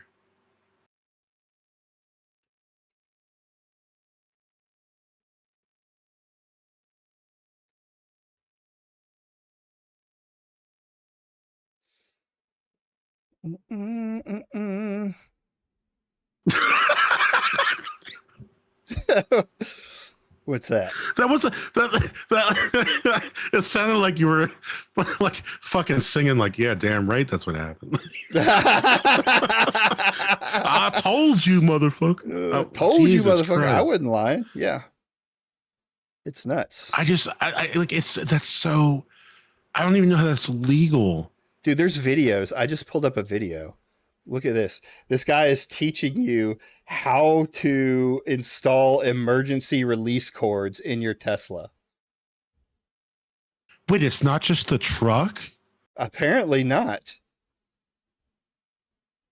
Why wouldn't you just make the door handle like the fucking mechanical release? That's the whole point. I want to get serious for a little while and talk about safety in your Tesla. Not the outer one, the inner one. Like I don't understand the inner one. It makes no sense. It makes no sense. Well, here's the thing. They especially like Elon, because a lot of I don't think any other car company is doing this. I think it's just Tesla. He wants to be innovative, right? He wants to like, look, everything's electronic and it works perfectly, but that's just not the case. In fact, they've, I guess, found out like a lot of the Cybertruck doesn't meet any like safety standards whatsoever in the US and completely ignores FDA regulations and everything else to be what it is. Tesla actually has like multiple lawsuits being pinned across of it for injuries and deaths and other assorted things with the vehicles. And the governing bodies are starting to like put all this together and make it claims for them, but Tesla right now can just kind of ignore it because Trump daddy.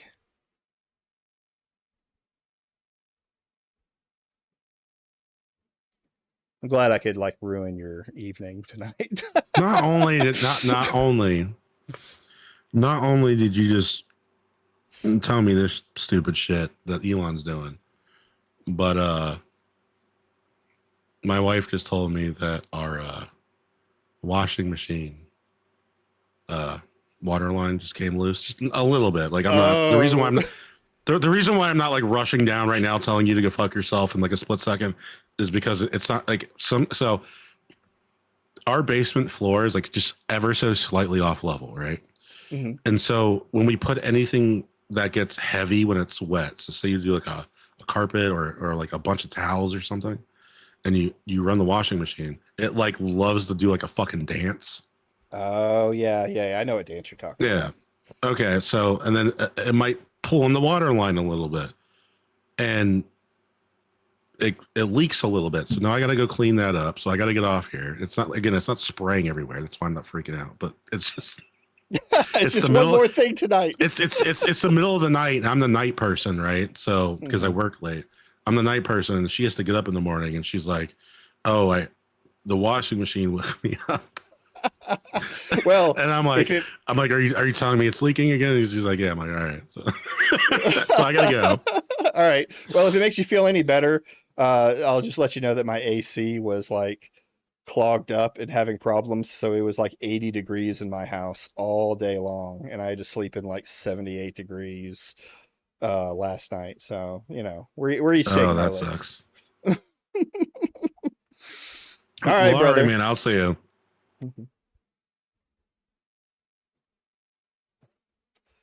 All right. Well, we're gonna call it there. But if you own a Tesla, I'm sorry, but you're buying it, especially if it's a Cybertruck. You just bought yourself a death trap, a legitimate, no hands down death trap that will get you killed eventually. If you haven't already, go ahead and like the stream. If you are watching for the first time and you enjoyed the content, please hit subscribe or follow if you're over on Twitch. And we will be back on Wednesday for some more content. If you have anything you want me to watch or you think I might enjoy watching on stream, head over to the Discord, and there is a section called Feed the Pig where you can give me content, and I'll watch, I watch a variety of subjects. So you guys all have a wonderful day, and we will see you on Tuesday.